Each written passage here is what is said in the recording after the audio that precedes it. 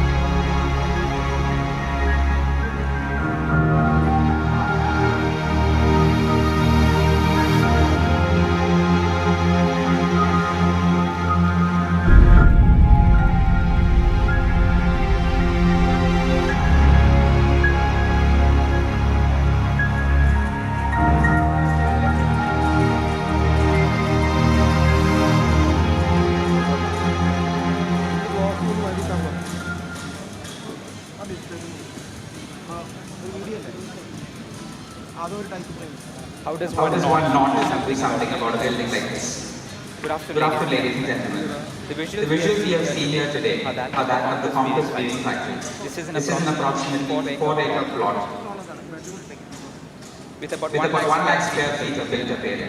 It's a 178-year-old factory sitting in the middle of Calicut City, unused and unattended to. Time has taken a toll on the building, furniture, the looms, and equipment. Visiting the site can be very depressing, seeing the roof caved in and trees growing right through the building in some places. However, in spite of all this damage and deterioration that has happened, some of the spaces are still so inspiring that it gives one a bit of hope that someday something more will become of it. The compressed weaving factory was founded in 1944 by a German Protestant missionary called the Basic Evangelical Missionary. They introduced fairly sophisticated methods and equipment and manufactured various types of clothes and fabrics, such as shirts, pants, dresses, bed sheets, towels, tablecloths, and even airplane seat covers. Their products were quite popular, both locally and abroad. They served the common man and designer brands such as Terence Conran. Their clientele included the President of India and the Queen of England. People from different castes worked together here, which was not too common in those times, and the factory offered women a presence in public space. Even the approximately 630 staff in 1913 enjoyed a great deal of freedom and empowerment. If you go there, you will find a board on the wall that mentions the name of the sweeper above the name of the supervisor. Considering how even today, we architects forget to credit our junior staff, you can imagine how ahead they were in terms of the values they upheld. After World War I, the company was acquired by a British company called Commonwealth, and thereafter, in 1977, it was registered as an Indian company. Unfortunately, due to financial losses, it shut down on February 2nd, 2009. The weaving factory had been embroiled in all sorts of legal disputes and complications for close to a decade. And finally, a bill that was passed in 2012 and ratified by the President in 2018 addressed many of the issues and questions that remained. As per the bill, the government through KSIDC is to eventually take over the property upon fulfilling various requirements. While the factory and the building is extremely significant historically, the context is even more relevant, as it is right in the heart of Calicut. With the popular SM Street to the southeast, Mananjara Park to the northwest, prominent historical buildings all around, the park including the town hall, BM School, public library, Crown Theatre, the former site of the British Administrative Office, Hazur Kacheri, and the Model School. Revive Kozhikode is a national architecture design competition organized by IIA Calicut Center as a part of YAF 2022 that aimed to enable the stakeholders of Comtrust Weaving Factory to understand the possibilities of the dilapidating factory and its surrounding areas as a project of greater civic significance. Revive Kozhikode is an attempt to ensure that our collective heritage, our past, our identity is given its due, and the opportunities that the site behold do not go wasted. Our industrial heritage is as valuable as our cultural heritage, especially in places like Calicut, which was known for its timber, tile, and textile industries. The once well-known calico fabric itself got its name from Calicut. We also hope the proposals by the finalists, not only for the reuse of the Comtrust Weaving Factory, but also the larger precinct, including Mananjara Square, will open the eyes of the stakeholders to the advantages of looking at parts of the city more cohesively and comprehensively at an urban scale and as opportunities for urban design interventions. We are aware of how historic industrial infrastructure have been reimagined to become valuable assets to 21st century cities, like in the case of the High Line in New York and the power station that became Tate Modern, or the rundown King's Cross industrial area that was transformed into a major, robust, mixed-use extension of the City of London. The competition was launched on August 20th, and the participants had 5 weeks to submit their proposals. 125 teams had registered for the competition from across the country. Of the entries received, 20 were shortlisted through an intensive 2-day jury, and the best 9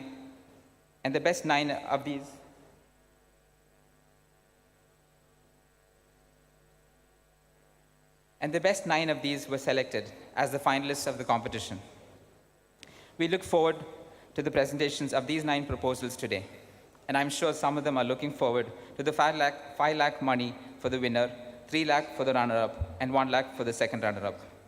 We were and are fortunate to have an esteemed panel of jurors for Revive Kozhikode, including Professor K.T. Ravindran from New Delhi, Peter Rich from Johannesburg, Sumitra Ghosh from Bangalore, Vinod Kumar from Thrissur, and Anita Chowdhury from Calicut. When I was in London, I went to visit the Sherlock Holmes Museum at 221B Baker Street, the house where he supposedly lived. When you go there, you see his rooms, furniture, toilet, pens, syringes, and all sorts of things. And they make you think that he actually existed. He didn't exist. He is only a fictional character. Yet he is valued as part of their cultural heritage. The British do a great job of storytelling and packaging the history and heritage that they have, and to make money out of it as well. It's high time we learn to do some of the same. We take so much pride in the British Prime Minister, who is barely Indian. Let us take pride in the great amount of real history and heritage we have in India. Let us take pride in the so many things that belong to India, that are an integral part of the history of our country, and made it what it is. We have so many great and old buildings across the country, inside and far away from our cities, that deserve a lot more attention than we are giving them. Let's do something about it. Amidst today's rush to build the new and latest, we believe this competition has been a reminder that there is a space and a future for the past that truly deserves a place in our cities, and that in striking a balance between simultaneously looking forward and backward to our past, we only stand to gain greater clarity as to who we were, who we are, and who we want to be. Jai Hind. Thank you, Architect Abid Rahim. Now, let me have the privilege to welcome our eminent jury panel of Revive Kozhikode. Professor K.T. Ravindran is an urban designer, a member of the governing council in TAC, founding president of the Institute of Urban Designers India, and was formerly vice chairman of the Environmental Impact Assessment Committee, Government of India. He taught urban design for 3 decades in SPA Delhi and was a member governing council of NID Vijayawada. He was also the former chairman of the Delhi Urban Art Commission. A warm welcome to you, sir. Architect Peter Ridge is a South African architect who attributes his learning to African space making as being central to his career. For his extensive African and global portfolio of built work, Peter has received numerous awards and prizes. To add just one selected exhibition to the list, Peter's work was displayed at the Venice Architecture Biennale in 2018 as part of the Arsenal Curator's Choice exhibition. In all of this, Peter finds time to teach and develop new curricula in Africa, India, Europe, and the US. A warm welcome to you, sir. Architect Sumitra Ghosh is a partner and principal architect at Matthew and Ghosh Architects since 1995. His practice and realization of significant architecture projects for the city of Bengaluru embody his interest with engagement with the city and the public domain. Having taught in different schools of architecture, such as the Bengal Institute, Dhaka, CEPT Ahmedabad, and being the Charles Correa Design Chair, juror, and panelist, among many others. A warm welcome to you, sir. At this point, I would also like to acknowledge the other juror who were part of the shortlisting jury, architect Anita Chowdhury, Chief Architect and Founder Partner of Space Art Calicut, and architect Vinod Kumar, Chairman, IAA Thrissur Center, and Director of DD Studio.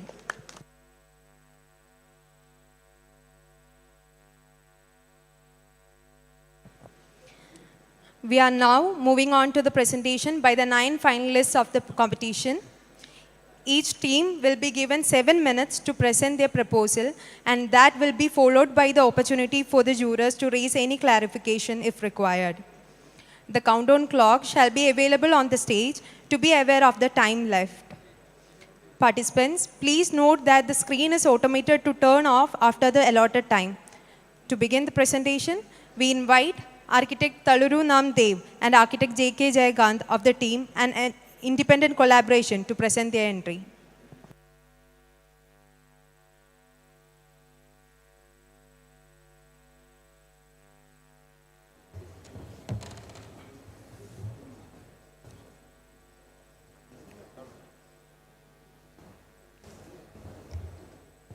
Hello? Yeah? No, we'll take turns on speak. It's working. You may start now. Hi, good evening. Thank you so much for the opportunity. The brief was very interesting. It was a very creative exercise for us to have worked with this brief. Just by looking at the photos, you'll be able to tell how beautifully the building has aged. The moment we started understanding the site and the building better, we saw this as a great opportunity than it is a problem. Well, here, then we started imagining, can there be a duality of this space? How has this space evolved from something that it used to be, and how can it be reactivated? So everything that is abandoned, can it become something that can trigger a specific activity? And you also see how nature is already beginning to take over. It's piercing through the building in forms of natural light, in forms of vegetation. So we merely thought we'll choreograph this activity to make it work with the human activity at the same time. And what about the more important function? What about the factory's original function, which is the weaving facility? So we look to nature. Of course, it's the best example. When life ends, nature has its own way of processing it back to life. So, and that happens through collaboration with other organisms, and um, it's the cycle of life. So we thought that's what we could do with this. So how do we collaborate the weaving facility and its function with other relevant functions happening in this site and make it work so it becomes a more sustainable cycle? Now, expanding beyond this idea, what is happening in and around the site? So once you look beyond the site, you see some obvious problems. The traffic, the one-way road, and the congestion that's happening, right? So if you see, the Mananchira road is not a very comfortable street to be as a pedestrian. And the other road is, of course, a longer route to meet between the two junctions. So now, if once we don't see the property as a private property, once you let people go through it and make it into a public space, we connect these two junctions through a shortest road and make it into a street-like experience. So that was our initial thought. So defortifying the building and making it into a public space, in semi-public space. Okay.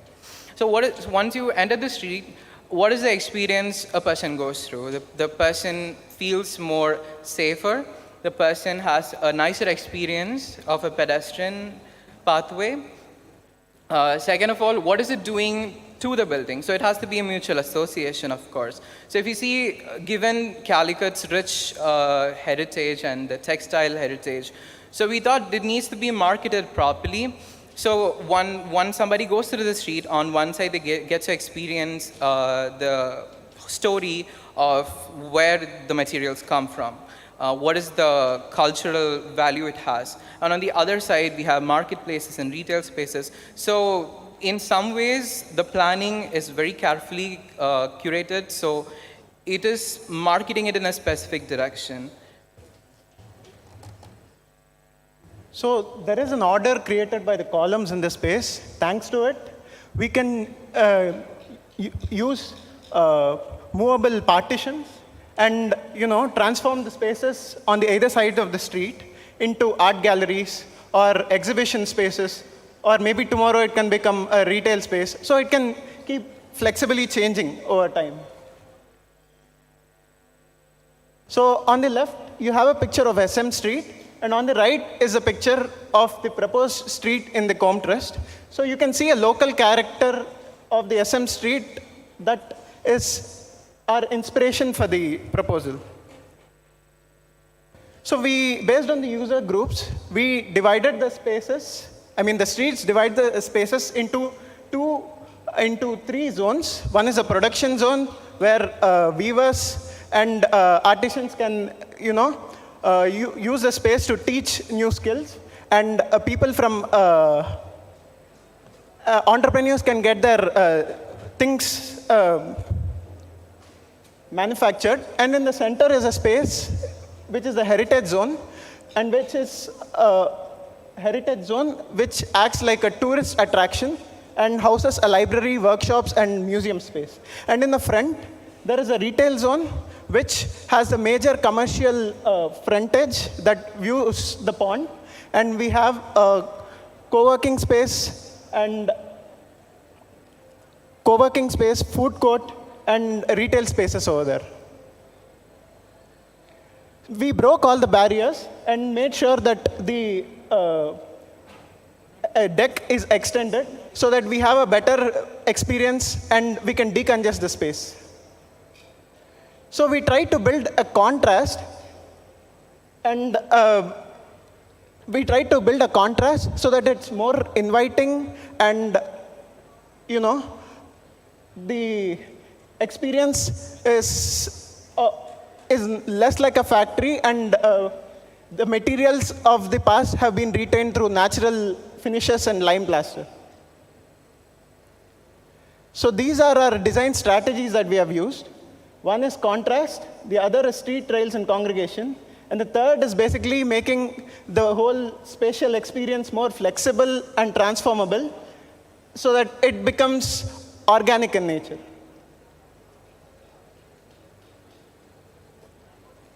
So this is sectionally how all the spaces are connected. So you can see how the production zone is there on the rear end, multi-functional flexible spaces in the middle, the museum, and the co-working spaces in the front with a view deck from where you can have a better experience of the view. And finally,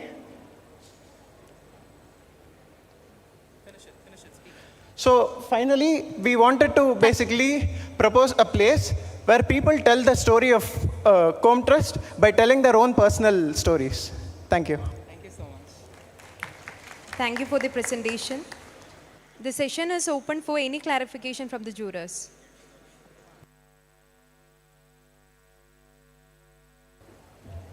If you have any questions, please.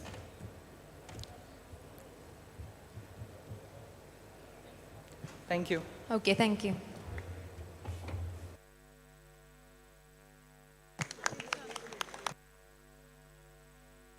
Now, I invite Kabilan Chandraneshan from APC Associates to present their entry.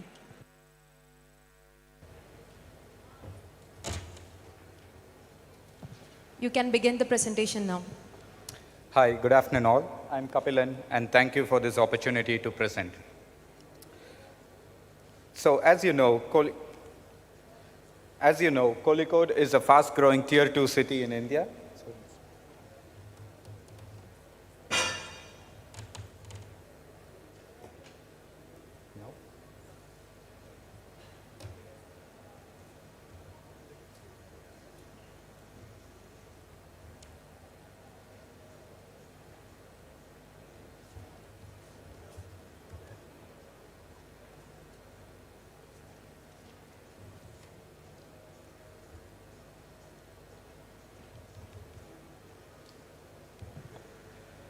Sorry for the technical glitch.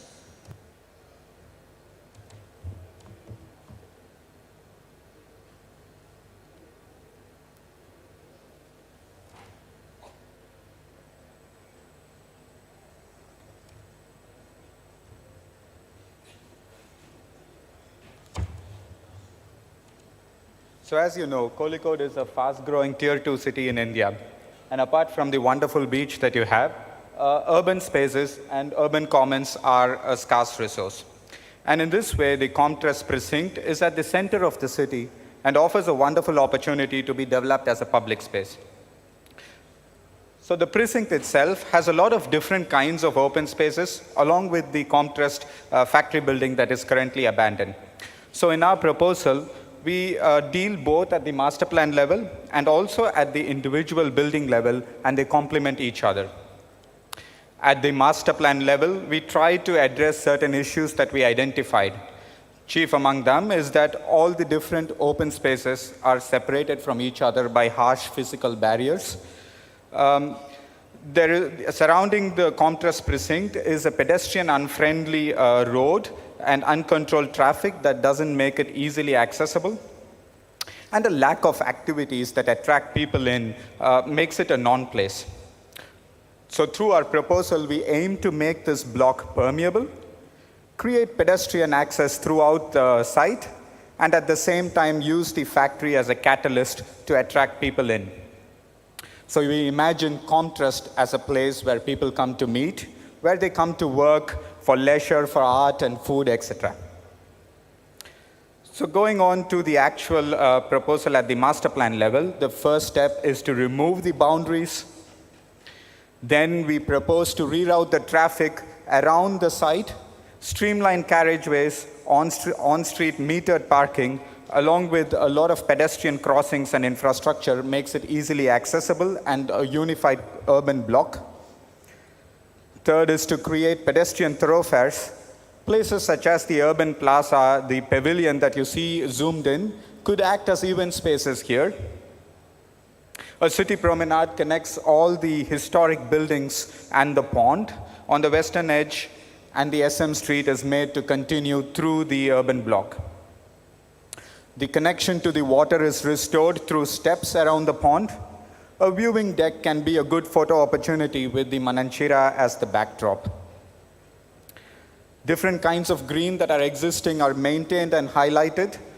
We are adding more playgrounds on the southern edge, close to the SM Street, and where there are dense trees, it's maintained as public parks. The once archways, now obsolete, could be repurposed. Finally, the Comtrust building itself could be developed with activities that act as an urban center. So going on into the actual proposal of the factory building, there were 3 driving points for us. One is that it should have a lot of different activities and programs so that it's a place for people from different walks of life. Secondly, instead of going for very capital intensive or intense physical transformations, we propose a series of curated interventions that could be adaptable for future reuse or reversed if need be. And thirdly, for a project of this scale, to maintain, we want to have a lot of actors such as investors and other designers to realize it. So going to the actual interventions, we propose to remove these 2 buildings to create a courtyard and a shaded public space. And then the remaining buildings are divided into zones, and each zone is prescribed with a program based on the edge conditions. So there is the food hall, the museum, co-working spaces, etc., which create a lot of different activities, making it a place for everyone. Crucially among these is to not envision this project as one project in one go, but as a series of projects where all these different zones can be developed with a different group of stakeholders. One thing is cooperation and participation, and at the same time opens to different streams of funding, making it viable. So Comtrust would be a vibrant place for the city of Kozhikode. Going to the actual plans, so where there is the main building befitting its industrial character, we retain it as an industrial museum. The courtyard and part of the weaving area could be a place for open and indoor expos. The yarn winding building that's next to the urban plaza, owing to its urban character, can house the co-working spaces on the upper floors, a cafe with working spaces on the lower floors. The urban plaza itself could be a place for markets, for fairs, and also for general gathering. On the side facing the park, we have the food hall that curates the culinary experience of Kozhikode. The shared dining space can extend onto the park, giving it a leisurely setting.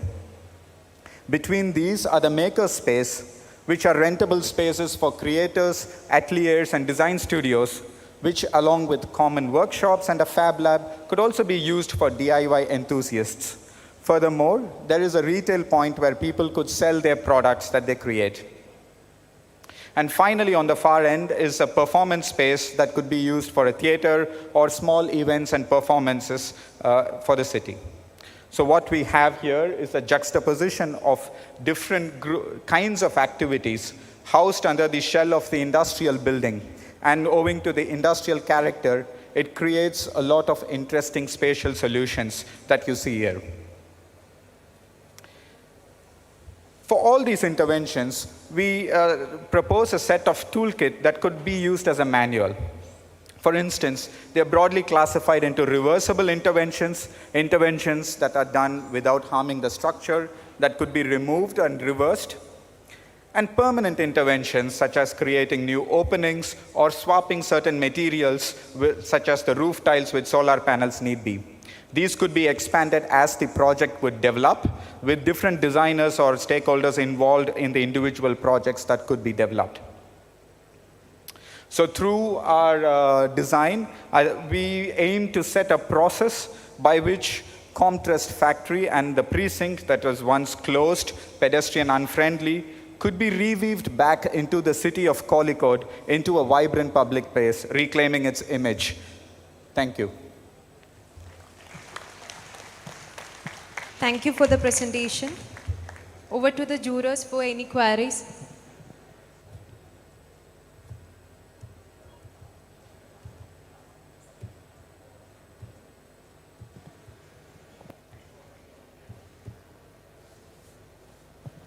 Thank you. Thank you.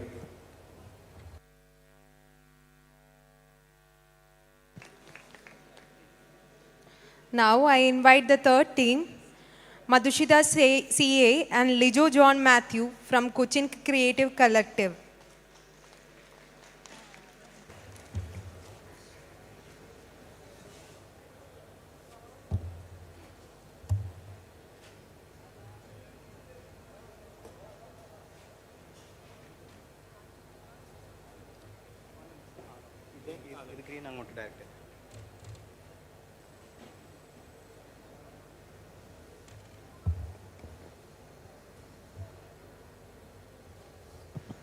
You may begin now. In his last series of works, Giovanni Battista Piranesi explored a rather unusual theme, that is the problem of the obsolete icon. What was supposed to be an imposing and beautiful monument built for the goddess Juno now stands in neglect and disgrace. Without the authority and holiness of a temple, it becomes a functional prosaic structure, creating a new relationship with the shepherd and his cattle. The ceremony of the icon gave way to the banality of everyday life to settle. Perhaps one of the most authoritative architectural icons is the panopticon, a system of social control mechanism invented by Jeremy Bentham in the mid-1700s. Widely used as a precursor for prison design, the centrifugal spatial order influenced a generation of prototypes in institution making. Years later, the characteristic discipline, regimentality, and insular boundaries of the panopticon resurfaced in a textile factory in the heart of Calicut city. The house of Calico that once provided livelihood to hundreds and became the image of Calicut in the collective memory is now an obsolete icon, an abandoned colonial relic accumulating dirt and decay. Can an urban ruin re-emerge as a vital part of the everyday? Can an old building reveal new sides of the city? We felt the answer lies in an analogy, like the camera obscura in the Outlook Tower of Patrick Geddes, which allows us to see new sides of the timeless, almost unchanging old town of Edinburgh. We attempt to link three separate walled entities, the factory, the pond, and the ground, into a new assemblage. Taking a cue from Geddes' conservative surgery, we keep what can be repaired and let go of what is irreparable. Once the walls came down, the attempt to achieve permeability led to a datum linking all three entities. The datum becomes a pedestrianized, slow-foot pavilion without interrupting existing vehicular flow.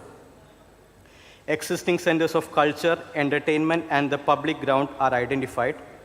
A new cultural corridor links the two ends by modulating the ground plane. Dense commercial centers adjacent to the site are identified and extended into the precinct. The pedestrian flow is welcomed into the site, and motorists are provided with a new parking block, easing the traffic in this zone. The underutilized backyard of the street is activated as an arcade by adding a new commercial block.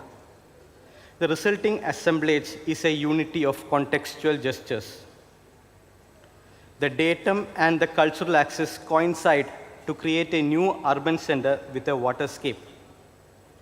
The datum acts as the lifeline of the project by accommodating a host of legible and varied programs responding to the existing urban fabric.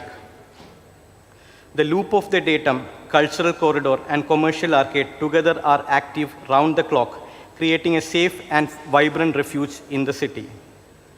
Two universally accessible courts link the old building with a new layer of art, culture, and history. A reimagination of a city around a water piazza. One can slow down at the datum for eating, resting, socializing, and accessing the pond and the park. The datum adapts the essential character of Calicut's social and cultural life centered around food, like the atmosphere on the beach or in Kuttichira during festivals. A free-form walkway encircling the ground facilitates joggers, cyclists, picnic goers, and tourists. The new built form do not attempt to imitate the past, nor do they overshadow it. Instead, architectural cues of proportion, axis, grid, material, and aesthetic language suggest a future visualization coexisting with the old, tropical yet modern. Two depressed courts are programmed into the cultural corridor, one a public art gallery and other a performance space. The existing buildings are repurposed as museum, library, and gallery. The new gallery is linked to the old by a ramp. The ground floor of the old Comtrust building becomes a permeable retail experience center with peripheral circulation. The iconic view of Mananjara from the upper floor of the heritage building is reclaimed by the public, subtly reversing the hierarchy, recalling Rafael Mano's act in the Murcia town hall. The retail floor is serviced by the factory behind it. The legacy and identity of Calico are reinstated in a sustainable, resized weaving factory and knowledge center that celebrates the collective and the individual, rehabilitating the displaced workers. A public corridor cuts across the block, creating a transparent factory on one side and a Kudumbashri-run community kitchen, private restaurant and garden on the other side. The re-densification of the precinct is made possible by the addition of economy generators like a commercial complex and multi-level parking system. Through these interventions, we recall Patrick Geddes' empathetic and judicious city planning ideology, which advocates a diversified neighborhood for the wealthy and the poor alike, integrating work, livelihood, social lives, and the cultural spirit of the city. Several new sites of the city are imagined here. A performance space beneath a naturally lit gallery floor, an underground public gallery below the datum, three corridors, the factory corridor, the cultural corridor, the datum corridor. The underground public gallery now exists between the factory block, creating a new democratic spatial situation. Could this be the image of the new Calicut in our memory? Thank you. Thank you for the presentation. Jurors, you may now raise any questions or clarifications.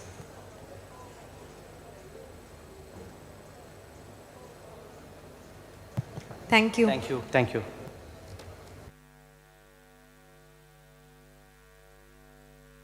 I invite Atreya Bhattacharya from Craftspot Design Studio to present their entry. Good evening, everyone. The proposal for us was that of a textile learning and development center. We looked at the project as a means of negotiation with that of the situation, which creates a dialogue where narratives of the past and the practices and the needs of the present coexist together as a coherent whole respecting each other's identity. The dialogue with the situation looked at the idea of a place, history and textile on one hand, the city, the surrounding and the building on the other. We looked at the idea of negotiation as a mediation as Shumi states, an intermediary between the present and its constant, with that of an abstract idea, a concept, or a proposal, in this case, an institution. The dialogue is to address the different layers of the past, the present, and suggesting the future, where the textile display and exhibit, the city display and exhibit, the exhibition areas, the workshops, the libraries, the incubation center become a part of the institution. The incubation center brings stakeholders, agencies, experts, entrepreneurs, and practitioners together to share knowledge, ideas, to result in a self-sustaining model. The approach, with the approach, we looked towards the creation of voids. The proposal acted as a culmination to the SM Street, fitting in the present scenario where the institutions are there. The Mananchira ground and the Mananchira pond are the two focal points which it respected, and thus it didn't touch, but responded to. Through the built environment, the intervention tries to create a backdrop on which the past expressed with a degree of subtlety and humility. The incubation center is at the middle with the recreational space, with the recreational spaces, and at the back, the textile museum facing the water and that of the ground, with the city museum at the middle. The negotiations express itself through play of boundaries that it forms with the surrounding as well as the spaces within, establishing diverse gestures of connection. The inherent character of porosity is achieved through use of frames, openings, resulting in a certain degree of transparency and flexibility in public spaces. The ground becomes public. An attempt is made to hide the mass of the incubation center with its scale and the surrounding buildings. A transparent envelope of the city museum stays in the middle. The movement of different parts of the program are guided by elements that are defining each other as per their realms. Woodward talks about the idea of connection between objects and people to understand social structure and association. Association in this case towards the idea of textile and the city. We use such narrative to understand elements of the space and characteristics related to the identity, processes and practices through time, material technologies, skill, exhibition methods, objects, their meaning, politics of the craft. Through the choice of material, the approach look critically at building systems and tectonic understanding, reinterpreting them as contemporary expression. The new elements are kept at a distance from the old by measure as well as by attitude.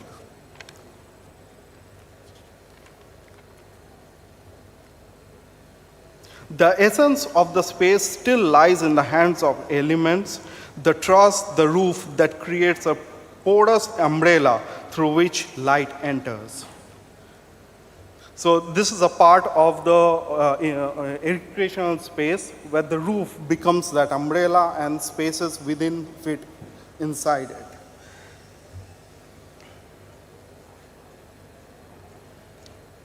The project in each step complements previous systems to exhibit itself in new ways where it retains its integrity.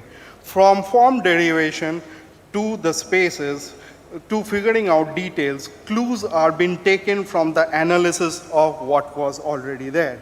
Like the supporting members to the lights, to that of the sections of holding glass will be derived from the metal sections and the methods as well as the details that are already present in those buildings, but presented in different form. In each stage, it tries to retain the essence of what is there. For example, the idea of veranda, the flooring. The concrete to be predominant, one tries to hint what comes forward as one moves through spaces. Things slowly unfold. It stands as a canvas to that of the wood and the terracotta. Through this project, what we are trying to establish is certain kind of awareness about these layers to promote and engage people towards this kind of a precinct where both the old and the new can coexist and respect each other's integrity. Thank you. Thank you for the presentation. The session is open for any clarification from the jurors.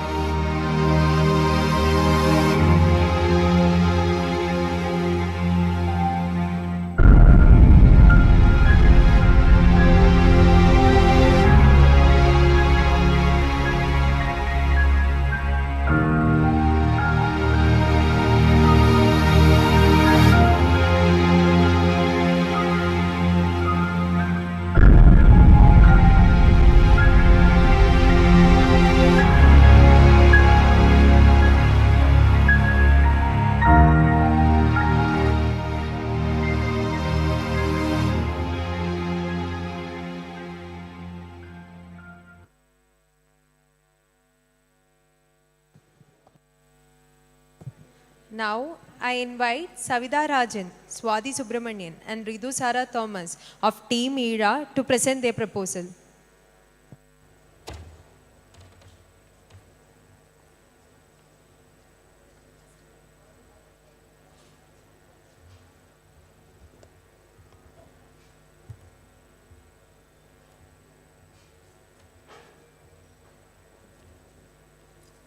Reweaving the values of the past and the potential of the present for the needs of the future through the threads of ERA. ERA translates to a connecting thread. Good afternoon to all. ERA is an urban and heritage-centric approach for reviving the Comtesse precinct by intersecting three main dimensions: nature, heritage, and urbanism. The initial concept for the framework was based on the thought process, whom are we reviving this for? This led to the missing link, the fourth dimension that links the other three, the community. Our approach included a heritage value assessment, which revealed the significance of the colonial structure of more than 170 years old, its intact machinery, and the availability of more than 100 skilled craftsmen who remain unemployed today. We have collected some old brochures and pamphlets from the Basin Mission archives that signify its global or rarity value. This self-explanatory trademark of Comtrust depicts its premium quality. Comtrust even collaborated with premium brands like Paris Murray and Good Earth, both in India and abroad. And its significance continues. Isn't this enough proof that this fabric and the factory is worth reviving?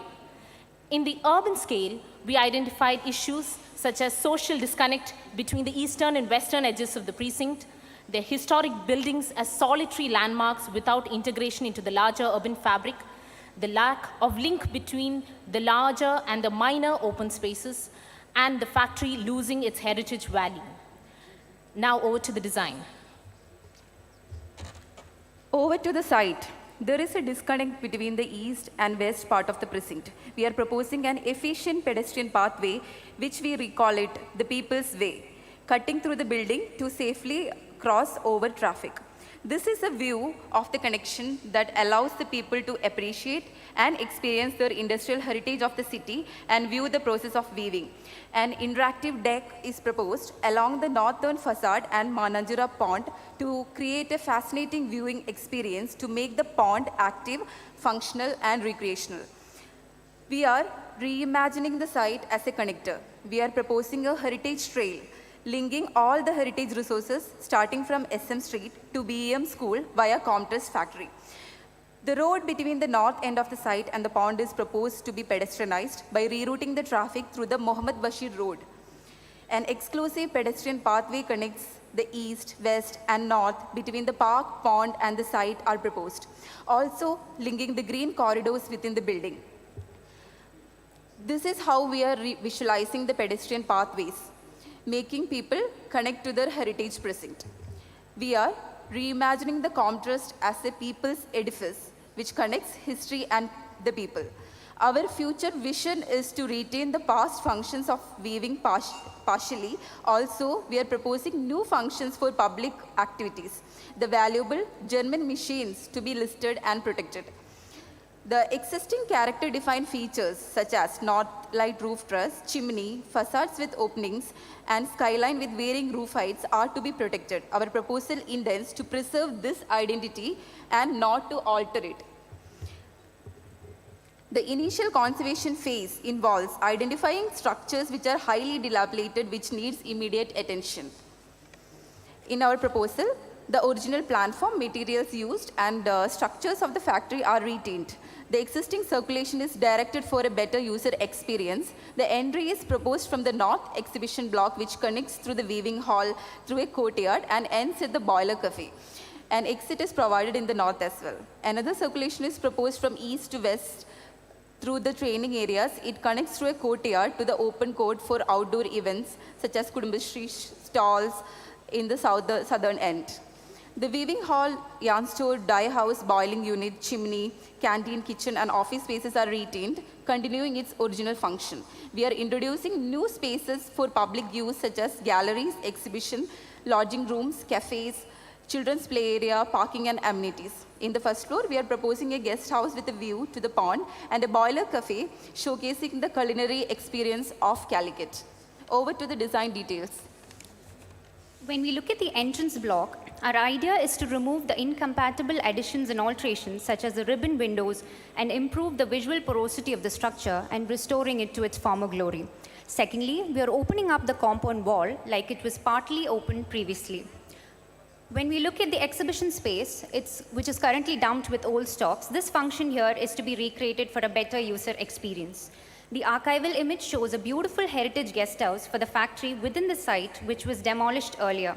So we are inserting a guest house to the entrance block with the same view of the pond, to the pond. A small part of the dining unit is being converted into an all-day cafe, which has a visual connection to the weaving processes inside the factory. This boiler cafe is to be run by organizations like women-led organization called the Kudumbashri. We are also proposing a horizontal insert, a connecting bridge using reversible materials for a fascinating viewing experience of the weaving hall. It is ensured that this viewing platform is not disturbing the heritage fabric in any way. This image shows the viewers experiencing the working of the hand looms. There are unused calico fabric lying inside the factory since the factory has been shut down without any prior notice. We have proposed to reuse these fabrics as hanging installations in the viewing platform that depicts the golden stains of time. This image shows the present condition of the weaving area in ruins. Hence, we are proposing a courtyard of ruins which is beyond restoration. The design strategy of the courtyard of the ruins, where we can see the transition from solid to semi-void to void spaces. Solid is structurally sound, semi-void are partially dilapidated, which requires strengthening, and void are completely damaged areas which are left open. As we can see in this image, the courtyard is used as a transition space from the entrance block to the weaving area. This is the area that the public encounter before experiencing the volumetric expanse of the weaving hall. Thus, an intricate pattern in the urban fabric is interwoven using natural urban heritage and community threads of era. Thank you. Thank you for the presentation, Team Era. Over to the jurors for any queries.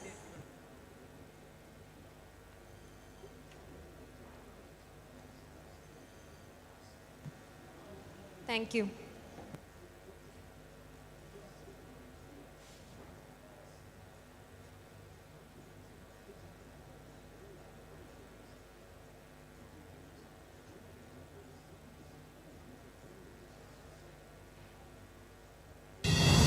The problem is, nobody wants to tell you the truth about plywood. Except someone called Plywood Ka Guru. He says no plywood can be made 100% fireproof, 100% termite proof, 100% antiviral, and that just a seal on the plywood does not make it calibrated or waterproof or marine. But why is Plywood Ka Guru saying this? Because he knows you are an intelligent customer who wants to know the truth. And when you know the truth, you will make the right choice. Right? Trojan Plywood presents Plywood Ka Guru, putting the truth back into plywood. Trojan Plywood.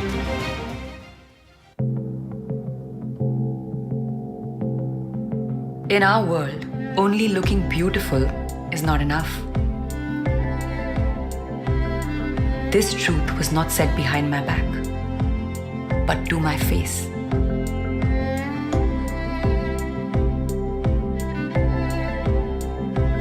It's a blessing to have such pure honesty that doesn't just acknowledge external beauty, but also recognizes the talent within.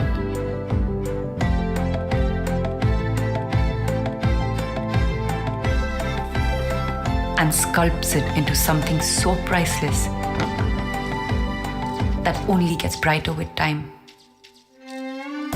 Remarkable honesty such as this can not only be felt, but can also be touched and seen in the world of RK Marble. RK Marble, Khoobsurat Imandari.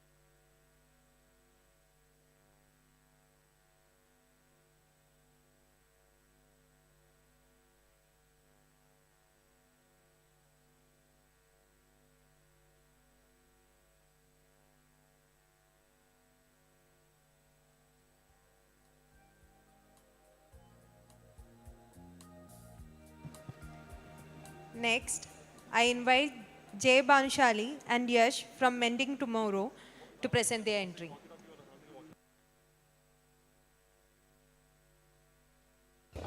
Hello. Yeah.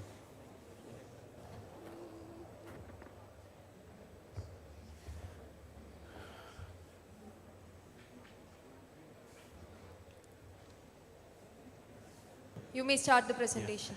Good evening, everyone. So we are here to present our proposal, Reconnecting Kozhikode, when we represent the group Mending Tomorrow. So what we see here is our site, and this poses a big question to all of us. It's about the large land pools that exist in the center of our cities, and there is a question, what do we do about them today?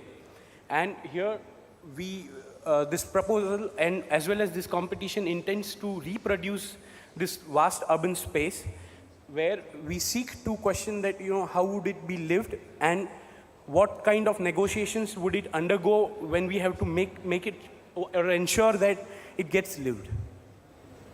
So there are three major components of this proposal: people, places, and the spaces. We intend to reconnect the people of the city with a place that has since time existed between them. And the idea is that to leverage the high land value over here by adding a public dimension to the heritage land value that we have in our hand right now, and yet ensure that we are reasonable enough to the rightful patrons of the Trust. If we talk about the placemaking, what we see here right now is the SM Street. What we see this precinct as an extension of the SM Street, where we redesign the neglected space right at the end of the SM Street and make this a proper square space where people can, the entire precinct can become more permeable. And we reconnect the pond to the rest of the garden so that the entire, both the gardens become one place. And there is a need to re-anchor the factory building as an anchor, as an identity to the entire precinct. How do we do that? By redefining the existing build form, where we are talking about the extension of the SM Street. What we need to do is we tap onto the existing corridors of the factory buildings and internalize the street so that it adds a public face to the existing building.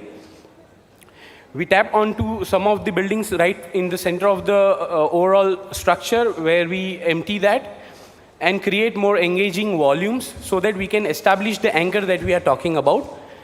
And we redefine this factory building, which right now sits there silently as an island, more as an anchor to the entire precinct and not just a subordinate structure that just remains there. How do we achieve that at architectural level? So there are two kinds of interventions that we need to talk about. First, the physical configurations. So where we see three different kinds of categories of spaces that we create. One, those are the public connector spaces, open to the people like an internal street. A new anchor that we add into the central part of the building, which is more or less a public central space. And we create an overall engaging volume that not just adds a new identity to the building, but as well as helps us engage with the rest of the precinct. In order to achieve that, there would be programmatic configurations that we need to go through, where there are spaces identified for restoration into museums and exhibition spaces, etc. Spaces that can be repurposed as co-working spaces and other working spaces which can generate revenue. We reimagine the central space as the public space. We carve out more space for the commercial purposes so that it can generate revenue for the stakeholders. And spaces to recharge, which are basically like cafes and restaurant spaces. Also, it's important to note that for us, these are just categories of programs. More accurate delineation of the programmatic activities that we can achieve here can be detailed out once we have a detailed discussion with the rightful stakeholders. Once this is done, what we see here is a timely intervention which is sensitive to the existing heritage, but yet strikes a bold enough decision in terms of design to recreate the identity at the precinct level. This is a spatial deconstructed that we are showing here. So we reproduce the internal spaces without actually disturbing the existing structure of the building. We are just removing a few spaces and adding a bit of volumetric additions which are important for the footfall that we are anticipating that these proposals can generate here. And through rightful negotiations with the heritage value of those structures, we add an anchor. This is the quality of the space that we imagine of the newly created central space within the building in the anchor. And this is how the newly imagined anchor sits into the overall precinct, and that's how we reweave the public life into the center of the city. Now, as we talk about the people here, the most important component of this entire proposal is the people of Comtrust, or the people of the city. And we look at them as three different categories, where one are those equity holders, people basically who own these spaces. The keepers, who are basically the responsible citizen groups, like our host today, and other people who can take different roles to manage these spaces, and the beneficiaries of these spaces. And we imagine the public life with the new anchor to the city. The question at the end of the day is that in pursuit of such urban transformation projects, it is inevitable that we acknowledge the many approaches that each project can take up, and eventually these urban spaces are reproduced, lived, and negotiated. And to begin with, these are a bit of mutations that we can just look at of how these spaces can be reimagined. So if we mine today, we can mend tomorrow. Thank you. Thank you for the presentation. Over to the jurors Any for questions? any queries. Thank you. Thank you.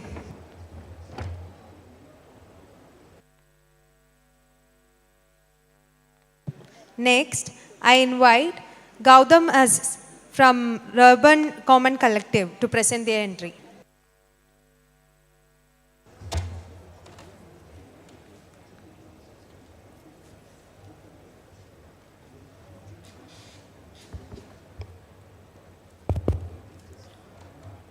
Respected jury, friends, colleagues, and other dignitaries present, here we try to focus more on the developing a conceptual framework at this stage. Kozhikode, as we know, is a place with vivid history, has been a melting pot of various cultures. It is a thriving, dynamic, and evolving city. Still, it remains underutilized. And projects like these can be seen as a model development to change that. To understand the current and future potential of the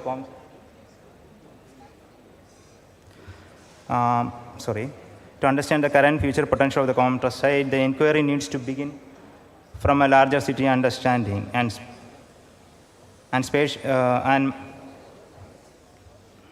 Mananjara precinct has. When we look at the Mananjara precinct, we can see it can be considered as a prospective connector that has the potential to weave connectivity, activities, image, and memory. Now, coming to the site, its immediate context, we can see it's heavily active and has a lot of potential in it. And apart being the connector, Comtrust site has other important roles to play, and we try to look deep into the scope of the site with respect to its immediate context and the city, and came up with certain points that are vital to consider at this stage. First one is deprivatization of Comtrust precinct. We derive certain, from the city's inception, Mananjara precinct remained relevant and undergone many transformations of many dimensions. An important one was the deprivatization.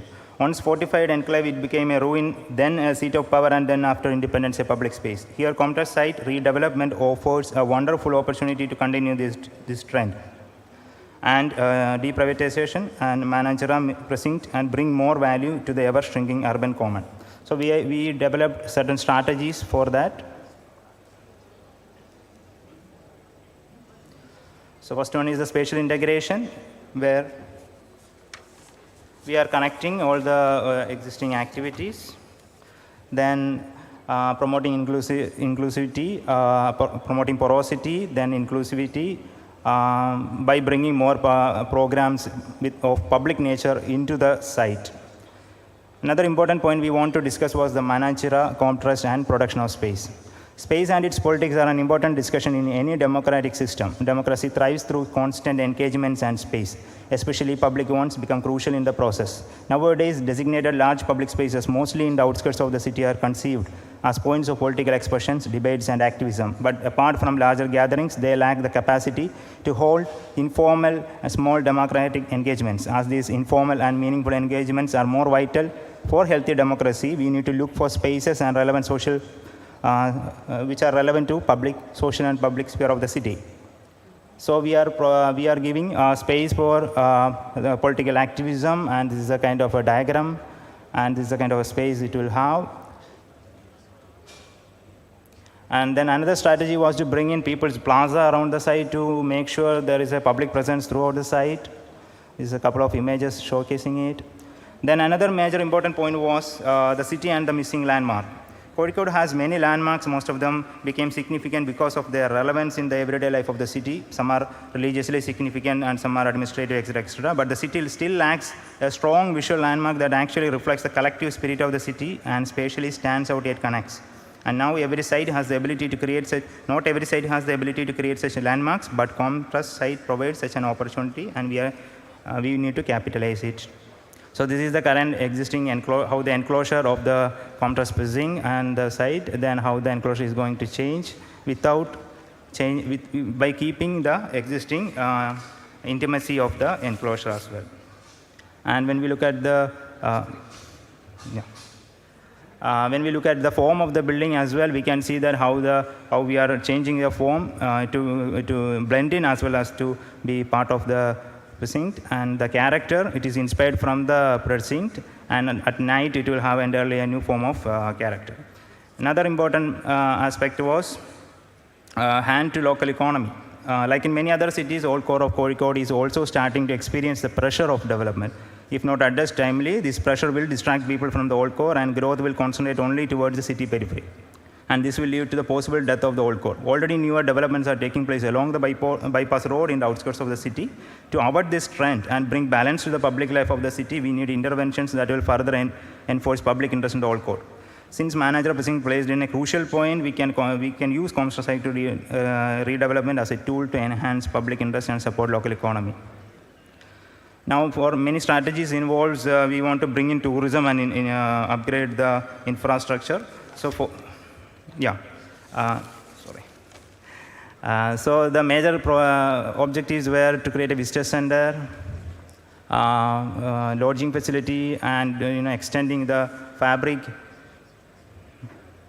and facilitating cultural programs, public spaces of various space, removing imageability. Another important aspect was to promote and engage, to exhibit, promote, and engage. We try to bring in a lot of cultural spaces within the site because to celebrate the art, and even the site has a lot of history, even city has a lot of history. So we brought in a lot of public spaces for cultural activities of many dimensions. Yeah, this is a cultural atrium. Okay. And we have a rooftop performance space, and this is the cultural zone. So what we did was we brought in all these ideas, and we ensured that all these ideas are getting reflected in either program or movement or form or character. Now coming back to the historical context, we have a very rich historical context, and we got ideas from the context. We got proportions, materials, and everything, and we selected certain buildings to be retained and certain buildings to be removed. Then we brought in some adaptive reuse strategies, how it will be, and still the essence of the place we want to preserve it. And this is a bird's eye view of the proposal. Sorry. And this is how the new movement structure will be. And this is an exploded view of the entire design, where we can see the activities. And here we made a conscious attempt to weave the site with the city and vice versa, keeping sustenance of both in perspective. Thank you. Thank you for the presentation. The session is open for any clarification from the jurors.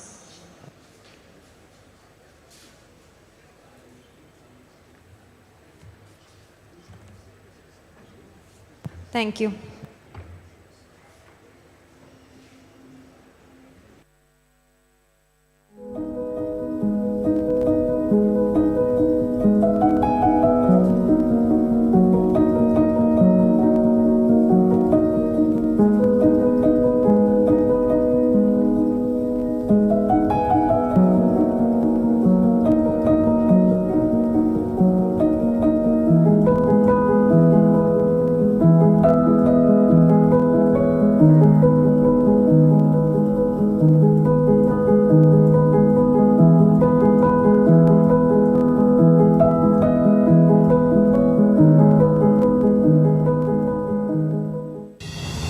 The problem is, nobody wants to tell you the truth about plywood. Except someone called Plywood Ka Guru.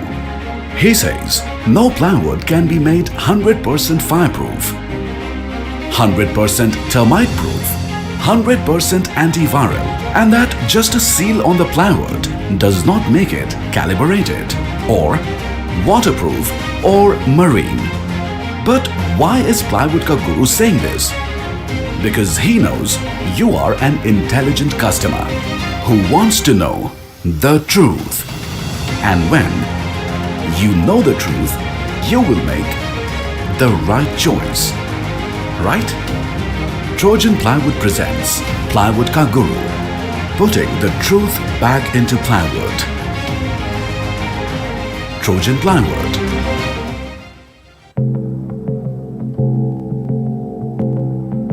In our world, only looking beautiful is not enough. This truth was not said behind my back, but to my face.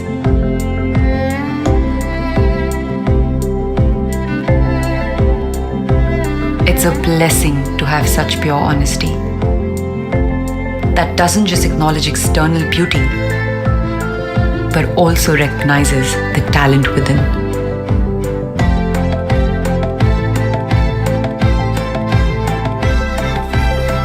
And sculpts it into something so priceless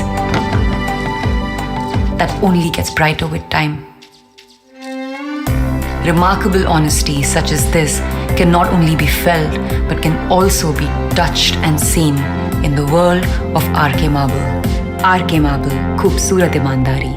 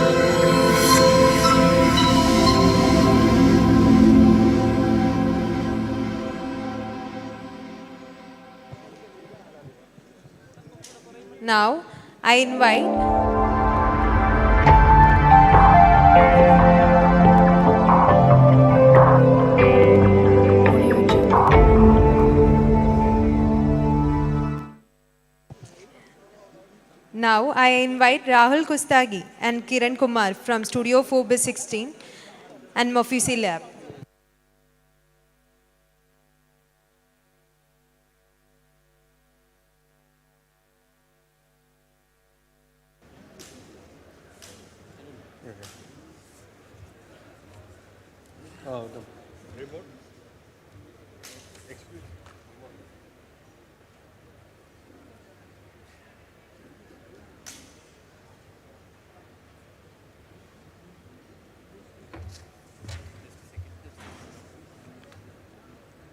You may start now. Good evening, everybody. We begin by reading the history of the projects, its key developments, and urban impacts it had on the city. The intent of the proposal is expressed in 3 levels of intervention. We start with the master plan strategies. We studied the existing fabric. The periphery road network has been reworked to accommodate the generous pedestrian footpaths. The internal road is pedestrianized now. The existing buildings marked here are reconfigured.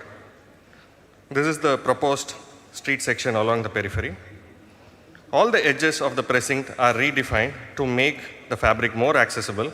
Each node responds to a particular urban condition. A pedestrian thoroughfare will cut across the site in north-south, east-west direction, making the site porous, and will also act as a shortcut to the neighborhood buildings.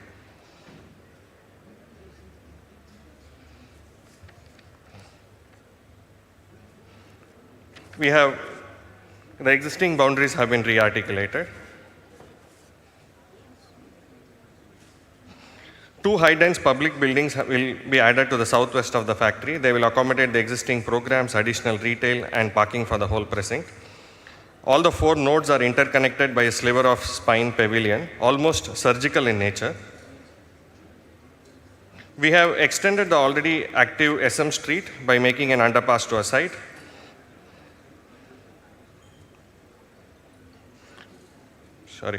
We have made an entry from the south more legible by creating a court. At the west, we created an open court to respond to the town hall. We have added a water tower to mark the north entry, which was weak, and a plaza to mark the intersection at the thoroughfare. It's not changing.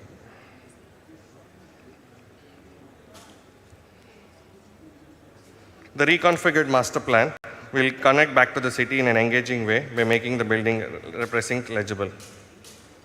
We come to the factory part. The interior scale of the factory, with its natural light and feel-like quality, is already coded with the potential to become a vibrant public space. Our personal visit to the factory helped identify the parts which are partly and completely dilapidated, helping us to edit the building. And this is the revised plan.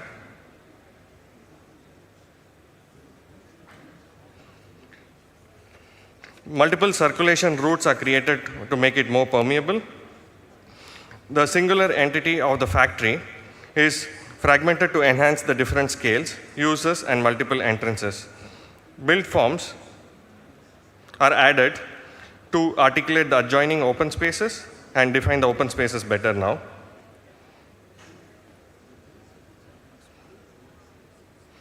The museum will reveal the history of the factory, place, and technology.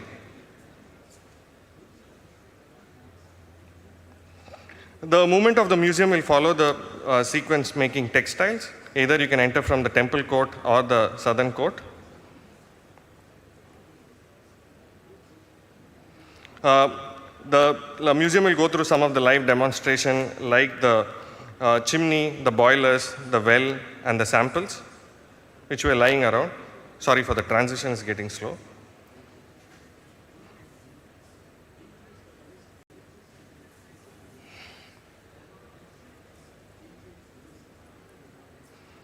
One of the interesting things we found when we went to the factory was that how the workers had personalized the spaces by sticking photos on top of these looms. It could be either of an actress, it could be a family friend, or it could be Swami Vivekananda or a Western white kid. The empty chamber is a place of quiet reflection with minimal installation to just observe the quality of strikingly well-lit space. The chamber sits at the heart of the factory where the space will be experienced in its pure form with only the relics untouched, evoking memories of the past. And we have created some multifunctional spaces so that the city can use it as it requires.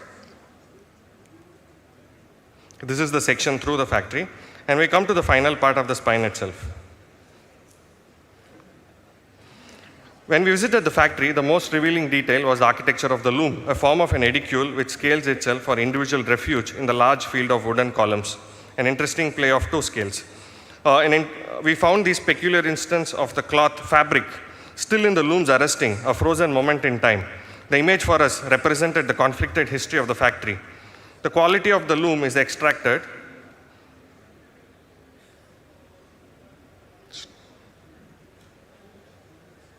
It's not changing.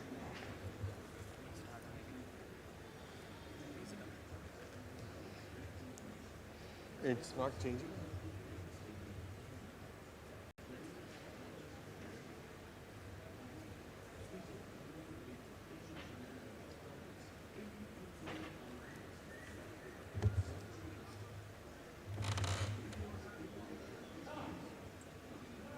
I hope this is not inside the 7 minutes. Yeah, thank you. Sorry? Okay.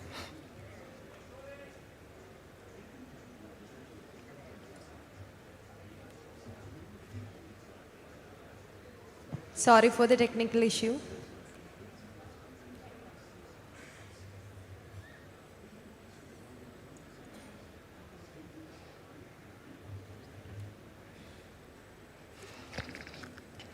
There are supposed to be 600 looms inside this factory.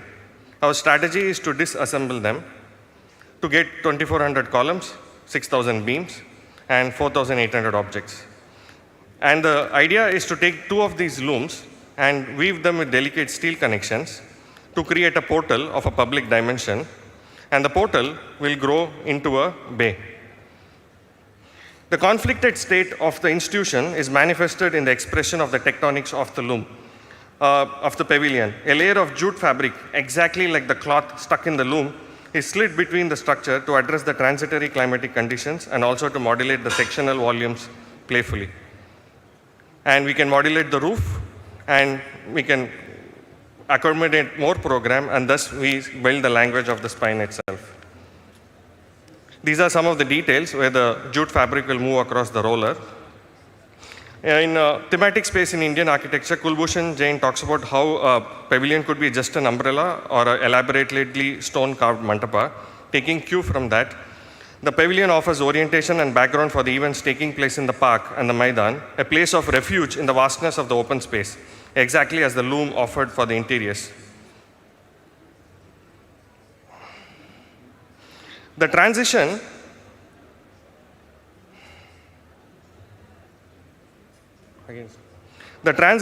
between the factory, water, and the land are enhanced by these pavilions. They become the spine of movement. Wherever required, the programs are added, like sports facility, retail, tot lots, and seatings. The programmatical possibilities of the pavilion are many and very suited for a climate like that of Kerala, a place for both in the shade and in the rain. These are the different conditions of the spine. So it is in this attempt at manifestation in the detail of the looming pavilion, which adds a distinct yet visible character to the imagined urban precinct, we express our intent of the project by interweaving the materiality, character, and history of the factory. Thank you. Thank you for the presentation. Sorry Over to for the the jurors glitch. for any queries.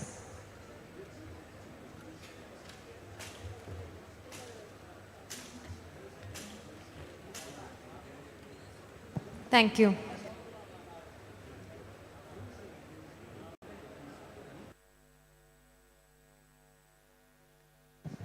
Next, I invite Janardhanan KS and Rajendra Hegde from Urban Precinct to present their entry.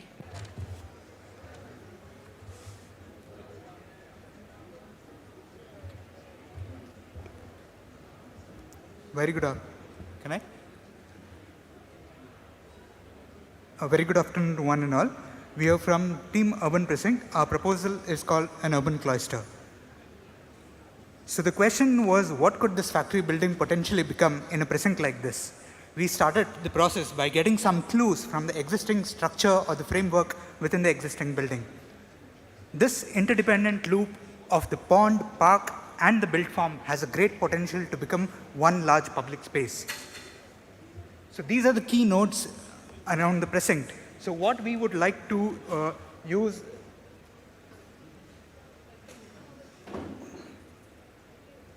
So we would like to establish two primary axes connecting the two nodes on either sides, and smaller secondary axes would link up the two main axes.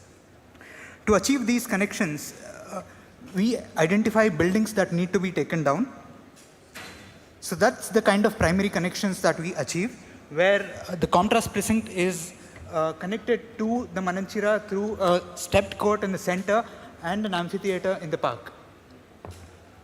Once the primary connections are established, further connections get connected to all the nodes around the park and the pond. The edges of the park are further replaced with landscape mounds, which enable the removal of fencing. Amenities and pause points are added along the edges of the pond and the park to activate them. With these connections and the anchor points, we intend to make the entire Comtrust precinct as an extension of Mananchira Park by bringing in the greens and courtyards of varying sizes.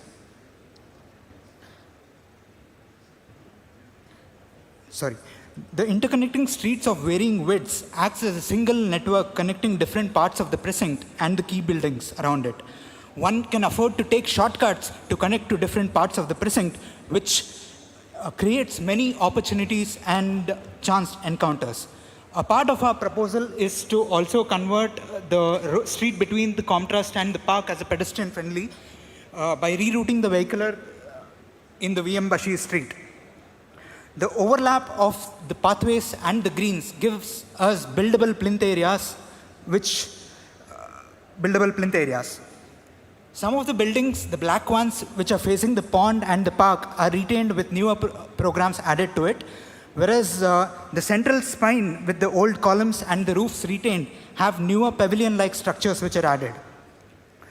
Towards the south of the site, a bazaar street is added, which acts as an extension of SM Street, bringing people into the site. We have also planned an additional underground parking beneath the bazaar street. Parts of the existing roof in the central spine is replaced with glass tiles. These skylights acts as a visual guide for the circulation below. To achieve our intent, we set ourselves certain design parameters which guided our design, which are as follows: facades bind, roofs remain, skylights guide, colonnades curate, views weave, activities engage, boundaries blur, streets penetrate, and city flows. These design parameters helped us conceptualize the master plan. So the proposed master plan indicates the connection that we're trying to establish from the Crown Theatre Plaza all the way till the Mananchira Park through a stepped court in the center connecting to the amphitheatre in the Mananchira Park. The SM Street, which is a highly commercial zone, extends into the site as a bazaar street with the addition of a plaza around the library. The central spine is converted into a large public space with multi-purpose pavilions. This connection from the Crown Plaza towards the park is achieved by removing one of the existing buildings. The lower levels of other buildings are converted into verandas, which makes the building a lot more interactive. The connection from the Crown Theatre steps down to reach the amphitheatre, which is in the park, with the Mananchira Park getting revealed gradually at the backdrop. Landscape courtyards of varying sizes are interwoven in the central spine, blurring the boundaries between inside and outside. So that's the view which shows the Crown Theatre Plaza leading into the stepped court, further connecting into the Mananchira Park through an amphitheatre. With minimal intervention, the central spine is made a lot more porous by addition of several landscape courtyards, making this as an extension of the park. The central spine further connects to the existing tank on the western side. We envision our proposal that is something that can be done over several phases. To activate the edges of the park and the pond to make this place more accessible, removal of fencing around the park and the pond, creation of two plazas at the Crown Theatre and the library, buildings abutting the road converted as public utilities like cafe, boutiques, souvenir shops, etc. One of the existing buildings is also converted into a Comtrust museum, displaying the rich history of the museum. Bazaar Street as an extension of SM Street. Walls in the central spine are removed to make the central spine a lot more porous, which becomes the heart of the proposal.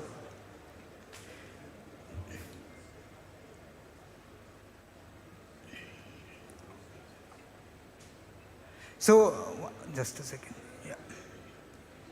So that's a view which shows the stepped court leading into the amphitheatre towards the Mananchira Park with the central spine showing as in the backdrop. This section clearly shows the seamless connection from the Crown Theatre to the Mananchira Park through the underground connection. This section shows the layers of the central spine with the roofs, the Bazaar Street. So this is from the entrance plaza, which shows the view where the stepped court gets revealed and you get a glimpse of the central spine with the pavilion-like structures. So this is a view of the weaving area And what we envision is, we envision the same viewing area to get transformed into a large public space with the existing columns and the roofs. We would like to provide the necessary framework for diverse activities to take place under one large roof, and this place would have an ever-changing character throughout the day. Thank you. Thank you for the presentation. Over to the jurors for any queries.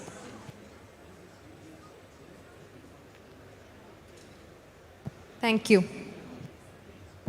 With this, we have now come to the end of 9 finalist presentations that brought in new visions for the future of the Comtrest Precinct and the city of Kozhikode. Thank you, participants.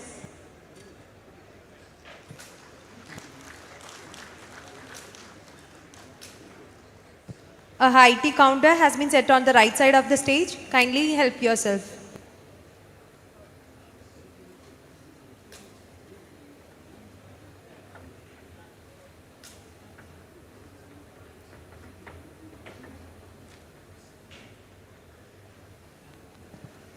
I repeat, a high tea counter has been set on the right side of the stage.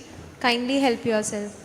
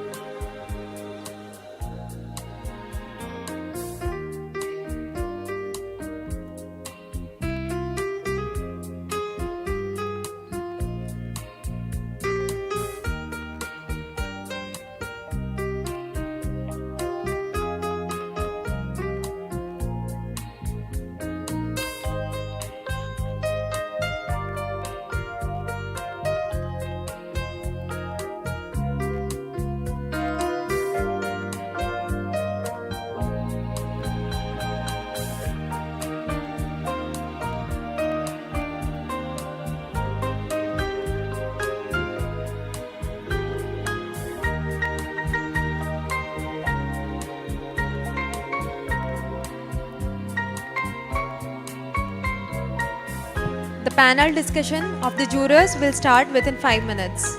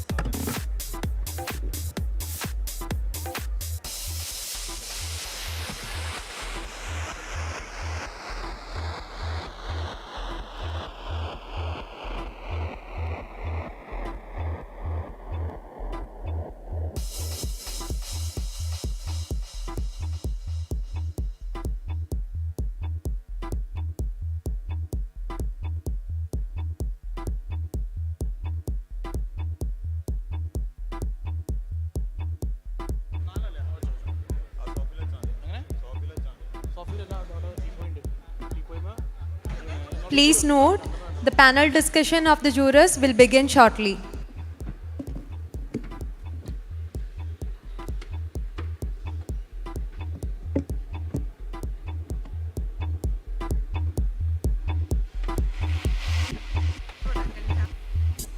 I now request our esteemed jurors to come to the dais and share their comments and thoughts on the presentation and the competition.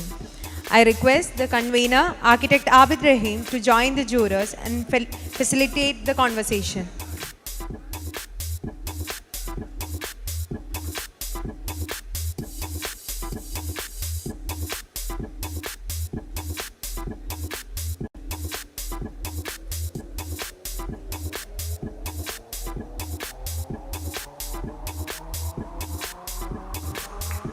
I now request our esteemed jurors to come to the dais and share their comments and thoughts on the presentation and the competition. I request the convener, Architect Abid Rahim, to join the jurors and facilitate the conversation.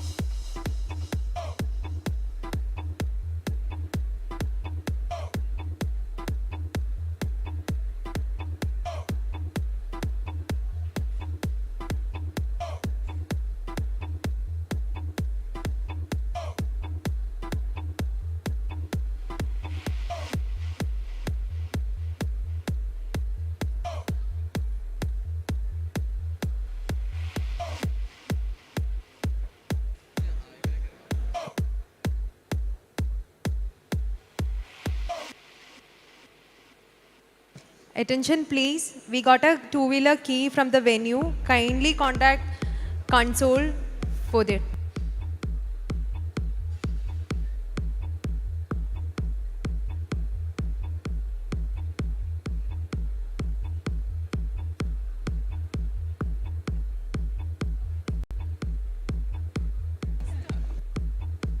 I request the delegates to kindly take their seats.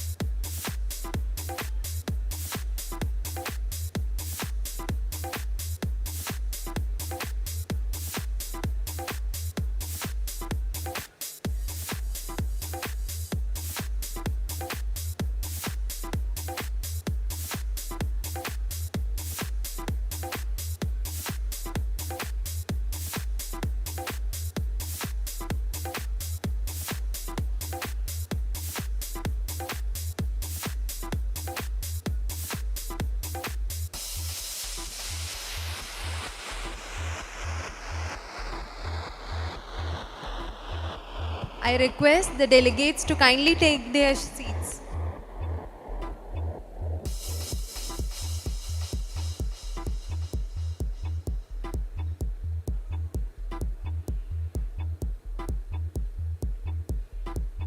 I now request our esteemed jurors, Architect K.T. Ravindran, Architect Peter Rich, and Architect Saumitra Ghosh to come to the dais and share their comments and thoughts on the presentation and the competition. I request the convener, Architect Abid Rahim, to join the jurors and facilitate the conversation.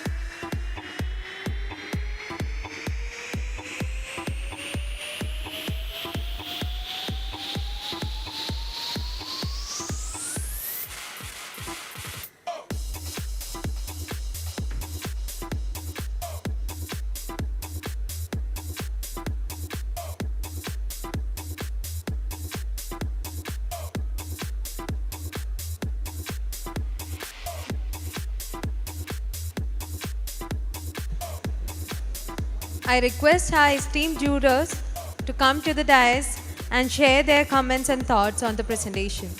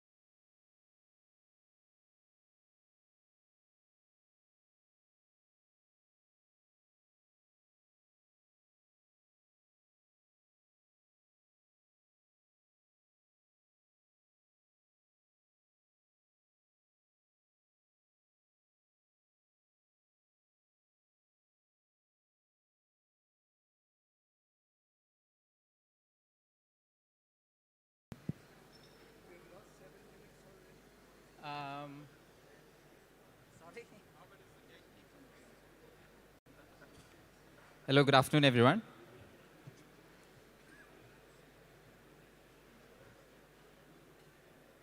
Start here.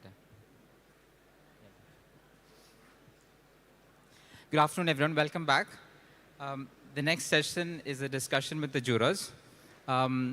We had not given them a lot of time to share comments after each presentation.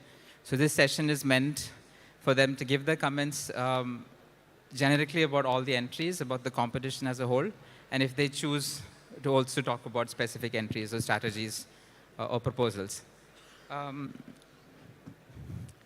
So to start off, if I could just ask you, what were you looking for in the entries? You had seen the brief today morning. You had visited the site in detail. What were you looking for in the entries?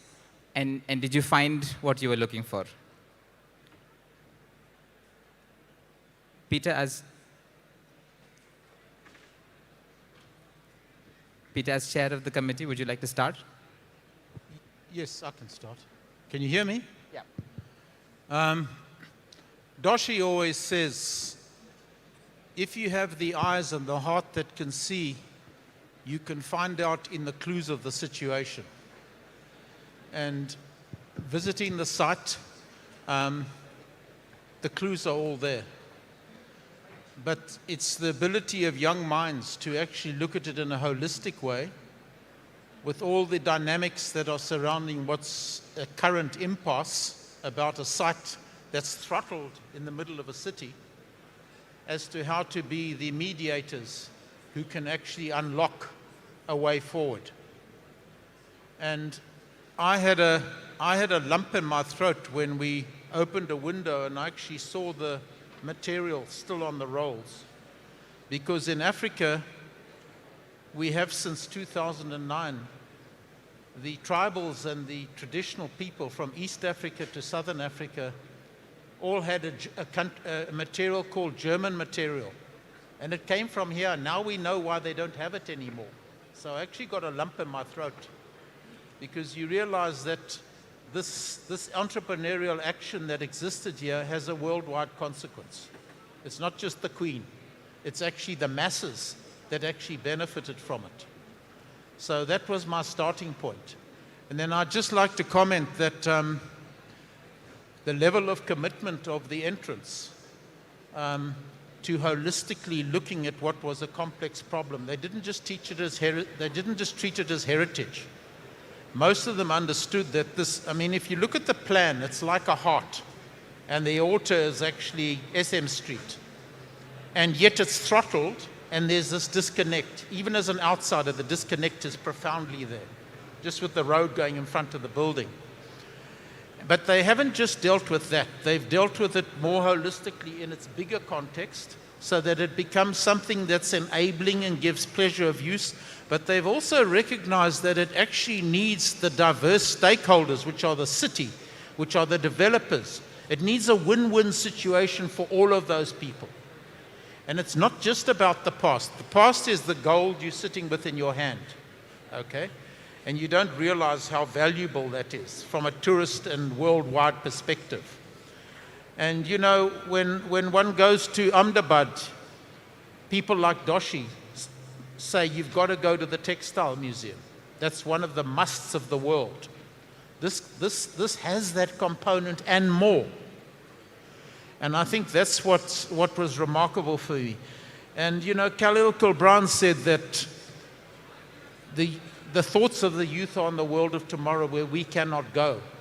So I think it's admirable that the Calicut chapter have actually realized that this is a youth thing, because these young architects' careers are the ones that are going to realize and put right and be the catalyst for change of what's happening now.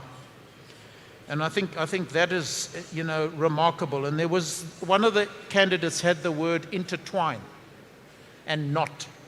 And somehow in the weave, the intertwining of the different players, which is more than heritage, it's got to do with turnover, it's got to do with vested interests, it's got to do with land thing, so the knot can be tied so that it can work. This is the catalyst for change. And it's to the IIA's chapters of Calicut's credit that they've actually seen it that way, and that they phrased it with young minds. Because the power of imagination has no boundaries. Thank you. Thank you. Sumitro, would you like to add?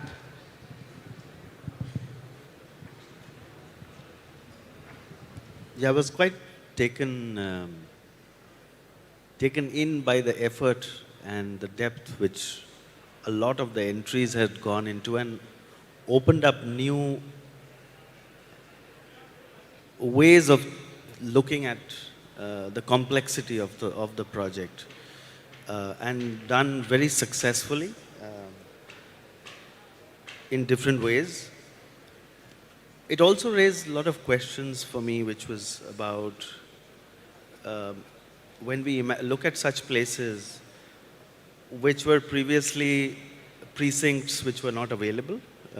They were beyond the public domain, and now to inhabit and appropriate these places, how much should change and how much should open up? So it's a very delicate kind of situation. And when deploying certain ideas, I did feel that something which, as a practitioner, how much we rely on the overriding confidence of certain architectural strategies. And I think we perhaps put too much into them. And perhaps one has to retract back to get a sense of the place, to be able to form a strategy which is rather very, very particular and belonging to its place and capturing the local grain of making such a space. And how much, when we imagine that we are talking about heritage, now heritage in this case is being a kind of an industrial heritage. So I would, it's interesting to realize that we should not generalize the idea of heritage, but also with that comes the idea of history, and how does one negotiate between kind of a rejuvenation or an invoking of an earlier history to become part of a new narrative where it opens itself up. Some entries did it very successfully at a larger scale, very successfully. You're looking at the edges, looking at the park, and the larger weaving of the whole experience, and not just looking at the factory, which was a great move by quite a few of them. So this, the question of history, I think, is something which we are talking of a past, we are also talking about aspiration. So I think this is also something which a lot of them were delving into, that there is a desire to make it successful and to be a desirable place. And how does one create desire as well, while trying to connect it with the historical past, where it was not really part of the available space to the city. So these were few thoughts which came to me. Professor, in addition to summarizing your observations on all the entries and on what you found and what you were expecting, could you also touch upon things that were missing, if you felt there were? For me, there are three. Am I audible? Yeah. For me, there are three important things that I was looking for. First thing is their approach to the factory buildings of the Commonwealth factory. The architecture of it as a found object. How have they dealt with the architecture? Since this is a competition that's open through Institute of Architects, I think the first thing that I was looking for was their approach to the architecture of the building. Okay? Some of them have been very invasive, others have been stepping in cautiously, and some have a kind of a mixed approach to it. So anyway, that even though we've been pouring into the projects right from the morning, this morning, we haven't really come to a conclusive position about the final evaluation amongst ourselves. We are yet to do that. The second most important thing that I was looking for is the urban connect, which is also part of the brief. So, I mean, everyone knows that this was actually the heart and soul of Calicut. This place had all the important institutions, both in the monarchic days as well as in the colonial days. And it had the factory, it had the income tax buildings, it had the schools, it had the church, it had everything that the center of a city in those days could imagine of, plus a big parade ground as well as a tank. So you have natural assets as well as you have historic assets, all in fact in an ensemble in the center of the city. And and over a period of time, they've all got disjuncted from each other by various kinds of, I would say, more because of planning interventions than not planning interventions, or not in the absence of it, but in the presence of planning interventions. Many of the buildings have been destroyed, and they've been looked at, kind of for their land value and not for any other kind of value. So the urban connect is the second important thing. How the various valuable artifacts, both natural and man-made, historically important artifacts, have been linked with each other in the new scheme. How they've, most of them have tried to knit up the fabric in such a way that they reconnect the places.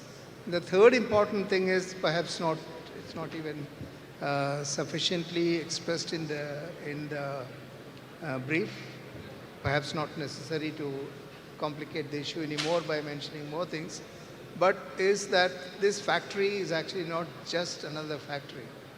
This is a part of the industrial heritage of Kerala, industrial heritage of the country. In fact, going back to 1844 means it is at the cusp of the industrial, the shift from mercantile colonialism to industrial colonialism. This is at the cusp of it. Yeah? So here is a place which had both sales and production centered in one location, going back to 1844. So the idea is to recognize that many micro-histories actually flow together, and that confluence makes the history of the city. So not only that the historic events which actually led to this kind of a formation, but also the objects which actually were designed to meet those ends. So in fact, inside the buildings are a large number of very interesting artifacts which are very important links in the industrial history of India. So I think it's important that we also look at their conservation. There is very interesting furniture. There are hundreds of files and maps and diagrams which are all lying in different almirahs here and there. That needs to be curated to tell the cohesive story of industrial changes that took place in India. This is one of the most earliest industrial installations of its scale. So I think these are the three things that I was looking for. That's first, looking at their approach to architecture as a found object. Secondly, the whole precinct as the core, as the what you can say, it's not just the power center, it was also the institutional center of the city. And thirdly, all these historical artifacts which tell the cogent history of Calicut and the growth of industry. So I was looking for all these three, and I would say from what we have seen till now, many of them have met these requirements in a certain way in different measures. And that's one of the reasons why we have not been able to conclude our decisions as yet, because we have to look at how this complex network of things which adds up as the story of this precinct is actually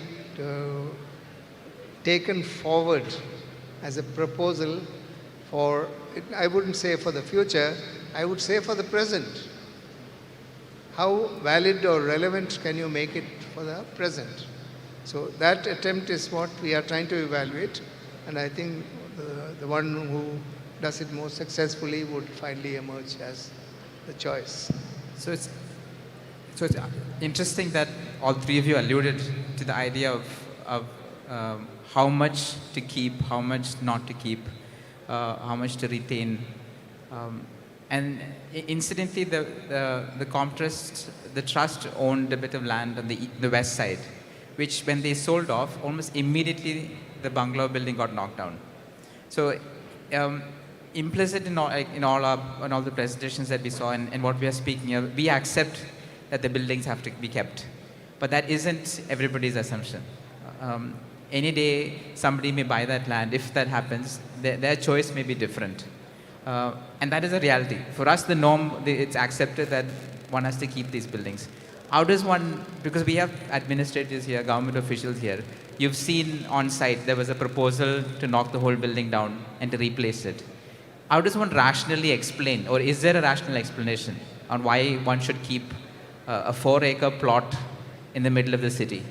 I'm going to be slightly the devil's advocate, because I mean, that's a reality. We've already seen parts of Comtrust being knocking down, and there's no say that that's going to happen again. How do we address that? Where is this line between how much to keep and the fact, or is that as simple as everything has to be kept? Or what are your take on that? Peter, would you like to start? I'm going to quote Doshi one more time.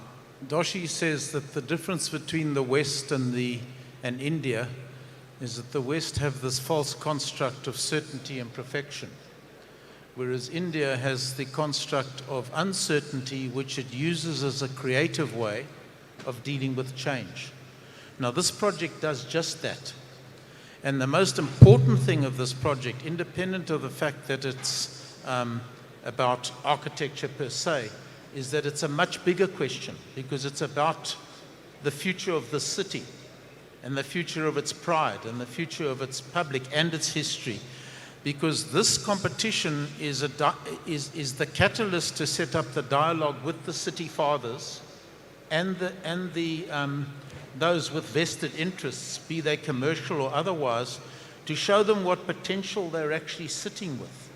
And whether you use the construct of urban design or urban planning and architecture, because it's all of those disciplines, and landscape architecture, because the city fathers don't have the resource to do this level of inquiry. So what this does is open the doors to show you, my goodness, look at the missed opportunity we're working with. And everyone can be a win. It can be a win-win situation for everyone. So that's the importance of what you've set up. And there's a level of intelligence amongst many of the competitors that in a holistic way embrace all of those. And I think that's what's remarkable about it. And I think also, you know, architects need to be the advocates of change. And you need to swim sometimes against the tide in order to get there, but in a constructive way, not in a confrontational way. So I hope the city fathers actually take this with that spirit, where the dialogue is now open to say, well, we can actually all benefit. The commercial side can benefit, the heritage side can benefit, and the strangled core of your city, which is a lung, which needs surgery to just unlock it, can, instead of being dislocated, be this enabling, beautiful, pleasurable place to be that you can all be proud of. I mean, it's the most wonderful gesture. Thank you.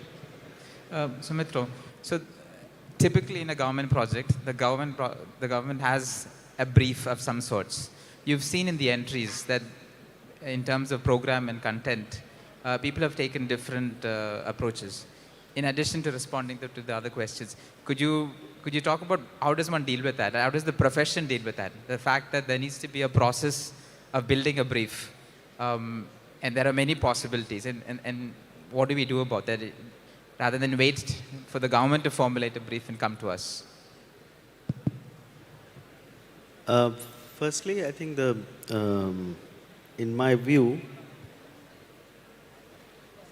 and I think this is a commonly observed phenomena, which is that we see the older and medieval cities and we see that they have wonderful public spaces. But yet, post-democracy, we have actually lost more than what we have gained as public spaces. So this, I see it as an opportunity of recovering. It's a recovering of, it's like a corrective action. Because for, I think, decades, it has gone unnoticed because there has been not a larger vision for cities which belongs to communities. So once that is a shared political agenda and will, along with the support of the professionals. So if the vision matches, I think there is a way out. And of course, perhaps it's not a question of who owns a land or what would be the method of making it practically viable. The question is, if the vision is shared, there can be ways of engagement, because we are talking about a generosity which has to come back to public life, a generosity of space, a generosity of coming together and appropriation at different times of the year for different festivals, for different activities. So this, it is a complex mechanism of, from professionals to a political will. But I'll give you an example of what I saw in how the Bengal Institute has been proposing certain projects to the government.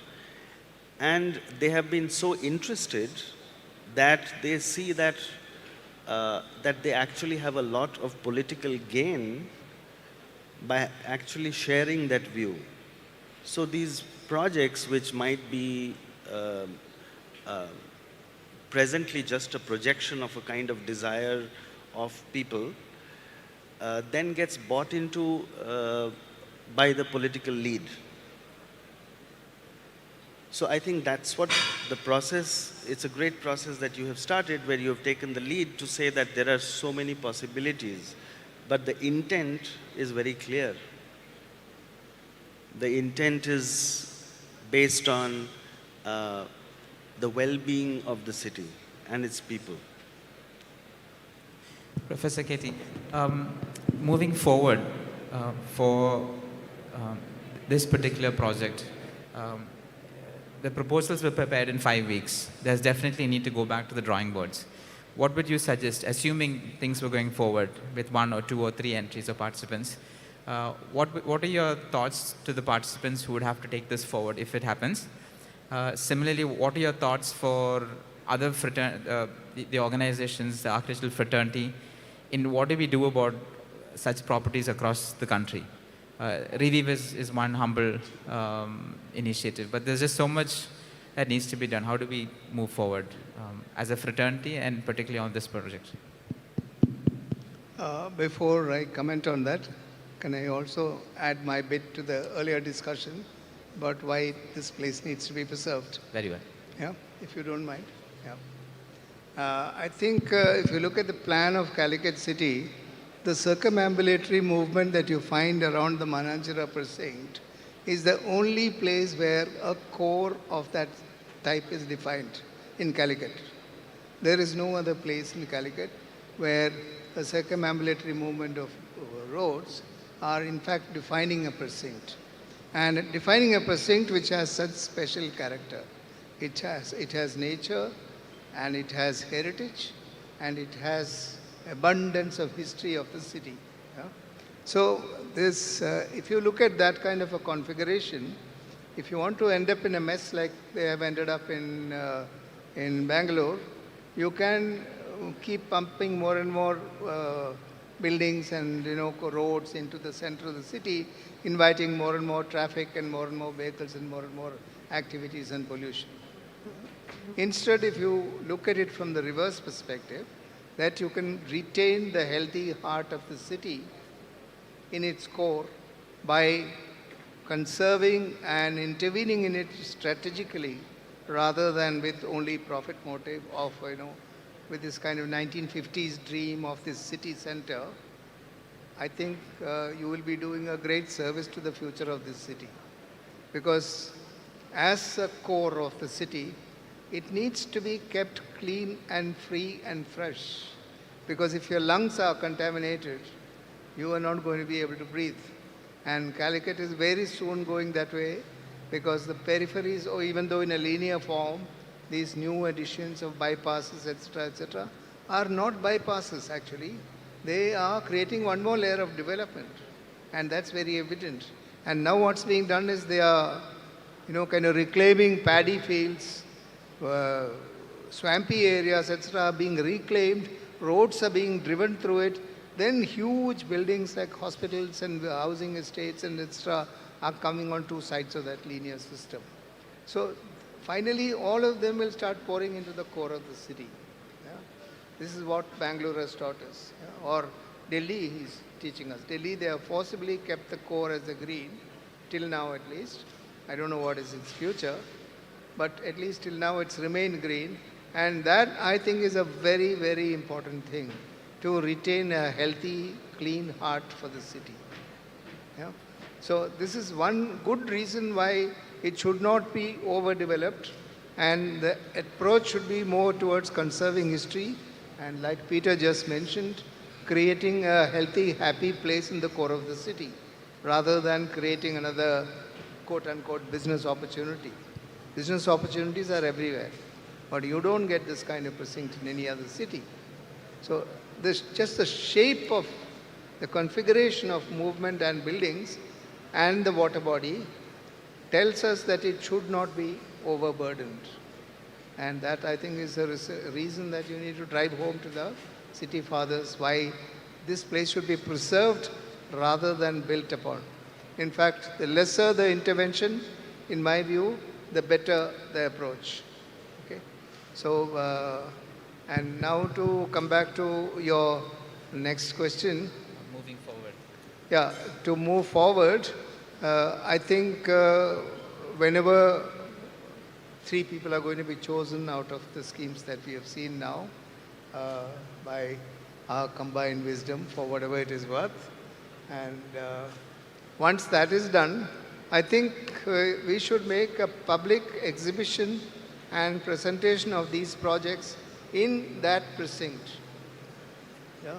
In a public precinct where ordinary citizens of Calicut can come and see what is being proposed and what is the value of that place. Yeah? Once that is done, you will find that you will get enough political traction to be able to move forward with that. That's the only way we can actually build consensus with the powers that be, is only through the dialogue that you can unleash with the people of the city, because that's the vote bank. So I think we need to start to learn how to play politics in the public space, because public space is a political space, and that's the place which is going to be driving the quality of life in the city in the future.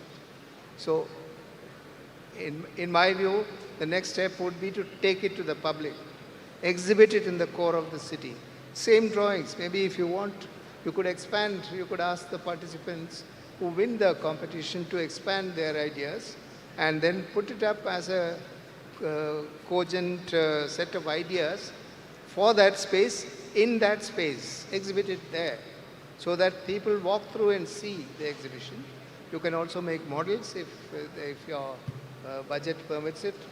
Also get models made so that people can connect and relate to the entire precinct and see how critically this complex is actually situated in the space. So I think this should be the next step, because from there only we can build up the political traction to accept this as a heritage precinct that requires to be conserved rather than a parcel of land which can lead to profit. Yeah? Thank you. I'll stop there. I think we are out of time. Taking your previous point about archiving what's already there as well, and combining that with the entries, as you said. We've done a first step of exhibiting the photographs of what's there. And we've put it up for the week at the public gallery next to Comtrust as a first step of reaching out to the public, making them aware that there's this gem of a building inside left like this. But as you said, I think that's a valid first step. We're running out of time, but Peter, I know you have something to say, so maybe you could conclude the whole session with your comment. I come to India because in India there's a level of generosity and gift exchange that certainly exists in my profession, which doesn't exist anywhere else in the world. Okay? It's because you are who you are. Okay? And this is a gift exchange by the Calicut arm of the IIA, but whoever wins this competition, this is just the start. The IIA and the people who started it need to take that winning entry to the public, beyond the pictures of the derelict building, and show them what's happening. And the city fathers and the politicians and the developers all need to be part of that dialogue. It's starting to set up a dialogue, because the gift is that the power of imagination is immense. Imagination is not a gender issue, and it's been shared here with there's an impasse that exists that can be completely unlocked to be a win-win situation for every player, financially and otherwise. It's not just about heritage. So it's a marvelous catalyst, and I think it's also a start for schools of architecture to start becoming the research laboratories for the municipal fathers who don't have the resource to show them what potential parts of their city have. So the dialogue has even ripples that go beyond the project. That's what's amazing about it. Thank you. Thank you. Thank you, all three of you, Sumitra, Peter, Rich, Katie. Thank you for your time throughout the jury process, for the support and all the input you've shared here. They're extremely valuable, and we hope we'll be able to take this forward, and all this time will not go in vain. Thank you. We actually have some of the fathers of our city and our administration here listening in, and we'll be listening to them next. Thank you.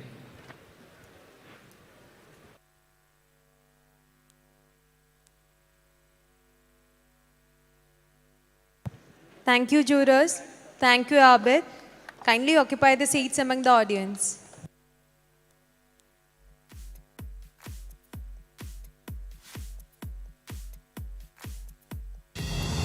The problem is, nobody wants to tell you the truth about plywood. Except someone called Plywood Ka Guru. He says no plywood can be made 100% fireproof, 100% termite proof, 100% antiviral, and that just a seal on the plywood does not make it calibrated or waterproof or marine. But why is Plywood Ka Guru saying this? Because he knows you are an intelligent customer who wants to know the truth. And when you know the truth, you will make the right choice. Right? Trojan Plywood presents Plywood Ka Guru, putting the truth back into plywood. Trojan Plywood.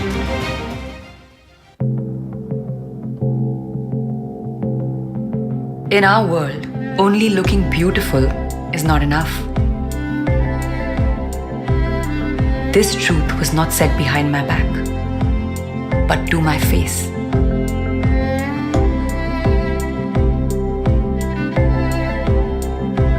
It's a blessing to have such pure honesty that doesn't just acknowledge external beauty, but also recognizes the talent within.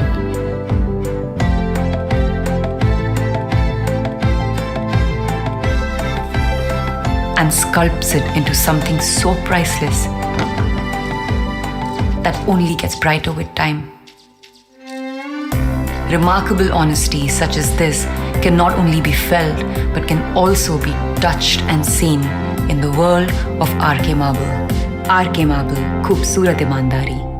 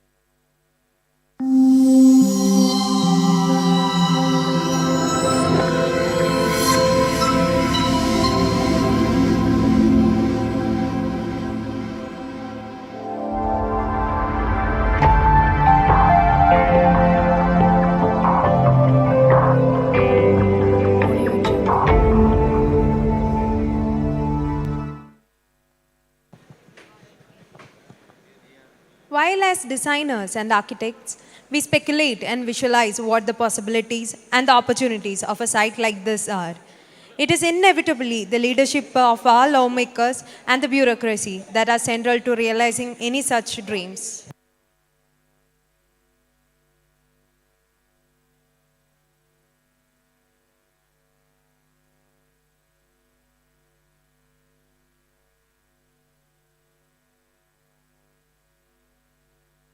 We will soon have the discussion with our special guest.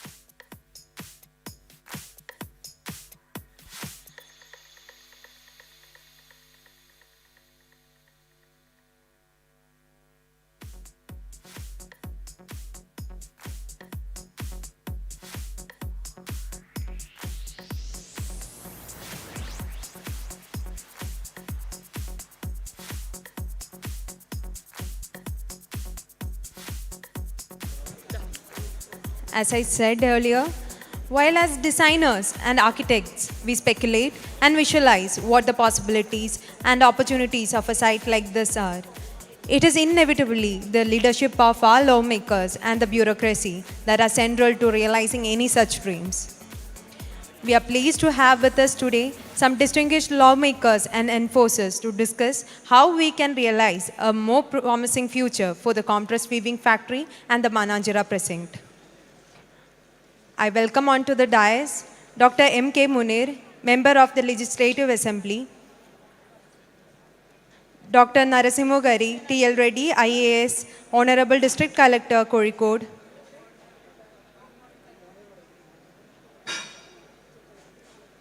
Shri A. Pradeep Kumar, Founder and Chairman, PRISM Initiative, Government of Kerala, and Patron of IAA Calicut Center, Public Project Initiatives.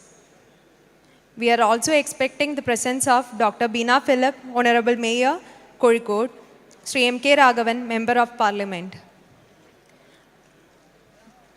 I request Architect Vinod Siriak, Vice Chairman, IAA Kerala Chapter, to join our guest on stage and moderate the session.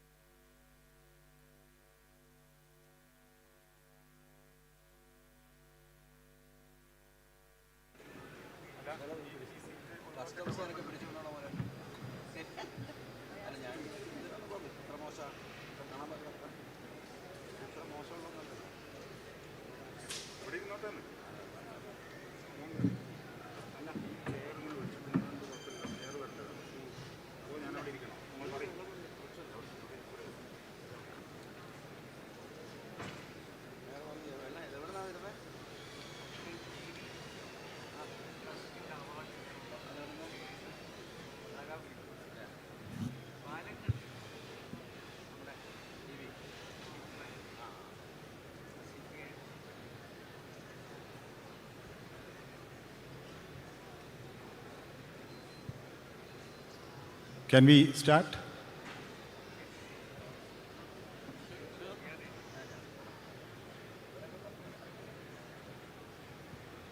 Yes, sir, you may start now. Good evening, friends.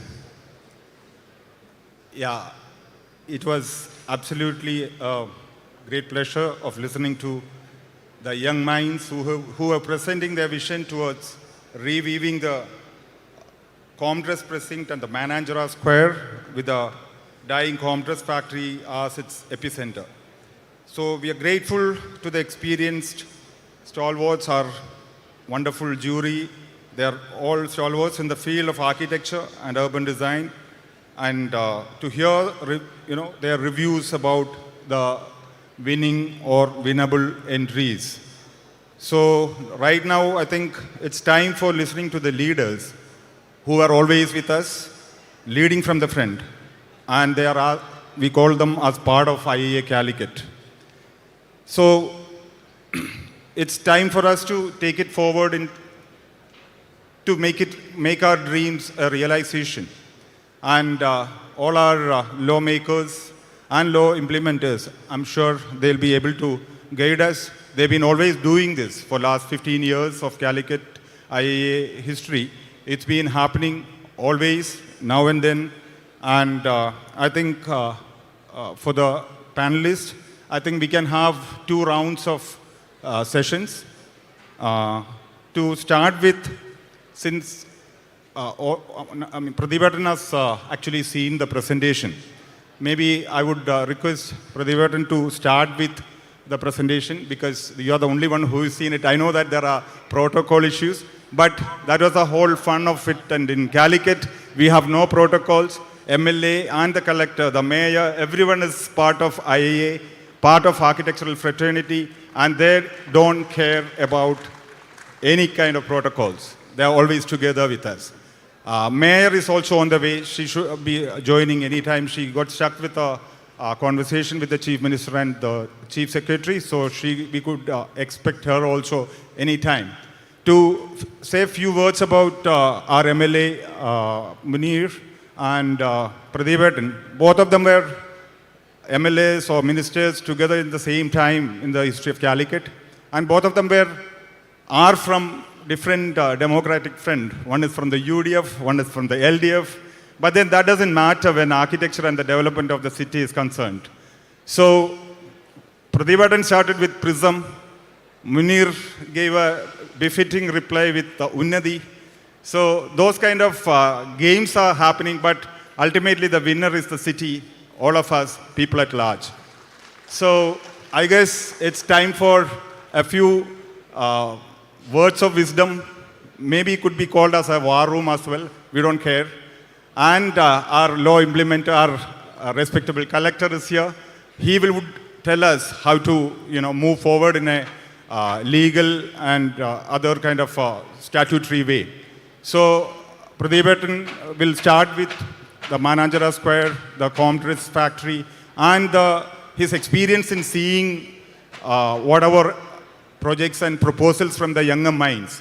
His opinion about those presentations, whether it is practical, whether it was innovative, whether it was good enough, And all three of you can answer the same question, and then we'll go to the next round and wind up the session.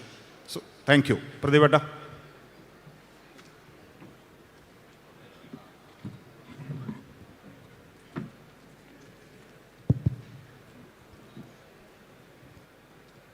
Dear friends,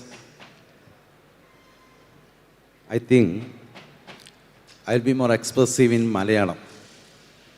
So let me talk in Malayalam. Vinod Sirek will translate. If there is anybody who cannot understand us, naturally so many persons will be there who cannot understand Malayalam because it's a national festival. So I won't be able to express my views and ideas in English. It's absolutely perfect. It's fine. It's absolutely fine. Okay. Then he will make that. He will do the translation. I think that will be good. I think everything has been documented, so any kind of queries can be translated or explained later. The whole crowd is looking forward to politicians and the collector, and how do they build the city in unison with the IAA and the architecture fraternity. They're all, curious to know that how this relationship bloomed. ഇന്ന് ഇവിടെ 9 ഗ്രൂപ്പുകളുടെ പ്രസൻറ്റേഷനാണ് നടന്നത്. നമ്മുടെ കോംട്രസ്റ്റും അതിൻ്റെ ചുറ്റുപാടും ഉള്ള അതിൻ്റെ restoration, development, അതിൻ്റെ ഫ്യൂച്ചർ, ഇതൊക്കെയായി ബന്ധപ്പെട്ടുകൊണ്ട് 9 ഗ്രൂപ്പുകൾ. അതിൽ 8 ഗ്രൂപ്പിൻ്റെത് ഞാൻ കണ്ടു. ആദ്യത്തെ ഒന്നാണ് എനിക്ക് കാണാൻ പറ്റാതിരുന്നത്. ഞാനതിൻ്റെ ആർക്കിടെക്ചറലായിട്ടുള്ള ഭാഗത്തെക്കുറിച്ച് ആധികാരികമായിട്ട് പറയാൻ പറ്റാവുന്ന ആളല്ല. ആ പ്രസൻറ്റേഷനിൽ അതിൻ്റെ ഒരു പുനരുജ്ജീവനം, അതിൽ സമാന സ്വഭാവമുള്ള കുറേയധികം കാര്യങ്ങൾ വന്നിട്ടുണ്ട്. ഉദാഹരണത്തിന് അതിൻ്റെ ഒരു ഡെവലപ്മെൻ്റ്, ഒരു പുതിയ ഈ നമ്മുടെ SM സ്ട്രീറ്റിൻ്റെ ഒരു എക്സ്റ്റൻഷൻ അതിലേക്ക് വരുന്ന പോലെ സൈഡ് സ്ട്രീറ്റ്, വാക്ക് വേ, ഓപ്പൺ സ്പേസസ്, അതുപോലെ പബ്ലിക് സ്പേസുകൾ ക്രിയേറ്റ് ചെയ്യുന്ന കാര്യങ്ങൾ, മാനാഞ്ചിറയും അവിടെയുള്ള പാർക്കും ഒക്കെയായിട്ട് അതിനെ ബന്ധിപ്പിക്കുന്നതിലെ പല പ്രസൻറ്റേഷനുകളിലും സമാനതകളുണ്ടായിരുന്നു.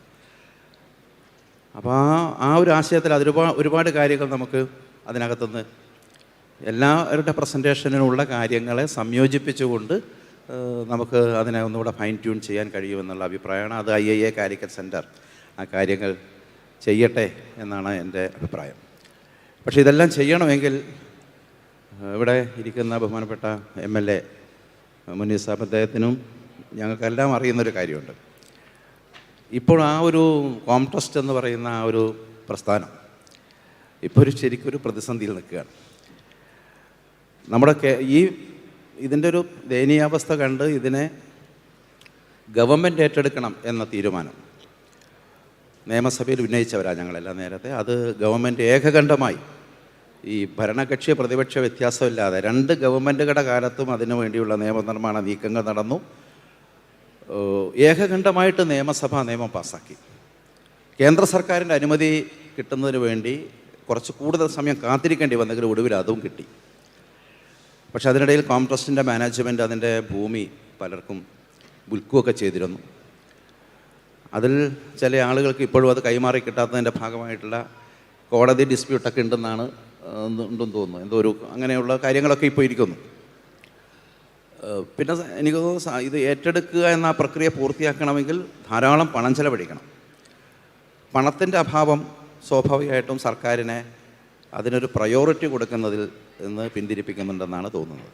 പണത്തിൻ്റെ അഭാവം സ്വാഭാവികമായിട്ടും നമ്മളെല്ലാവരും ചേർന്നാണ് ഈ കോംട്രസ്റ്റ് ഗവൺമെൻറ് ഏറ്റെടുത്തുകൊണ്ട് ഈ പറഞ്ഞ സ്വപ്നങ്ങളൊക്കെ നമുക്ക് യാഥാർത്ഥ്യമാക്കാൻ കഴിയും. അതിനുവേണ്ടിയുള്ള നിയമപരമായ നടപടികൾ വലിയൊരളവ് പൂർത്തിയായി. നിയമസഭ ഏകകണ്ഠമായിട്ട് ഇത് ഏറ്റെടുക്കാനുള്ള ബില്ല് പാസ്സാക്കി, നിയമം ഉണ്ടാക്കി എന്ന് പറഞ്ഞാൽ അത് ഏറ്റവും പ്രധാനപ്പെട്ട കടമയാണ്. അത് കടന്നിട്ടുണ്ട്. ഇനിയുള്ള കാര്യങ്ങൾ നടക്കണം. പക്ഷേ അതിന് വലിയ കാലതാമസം വരുന്നുണ്ട്.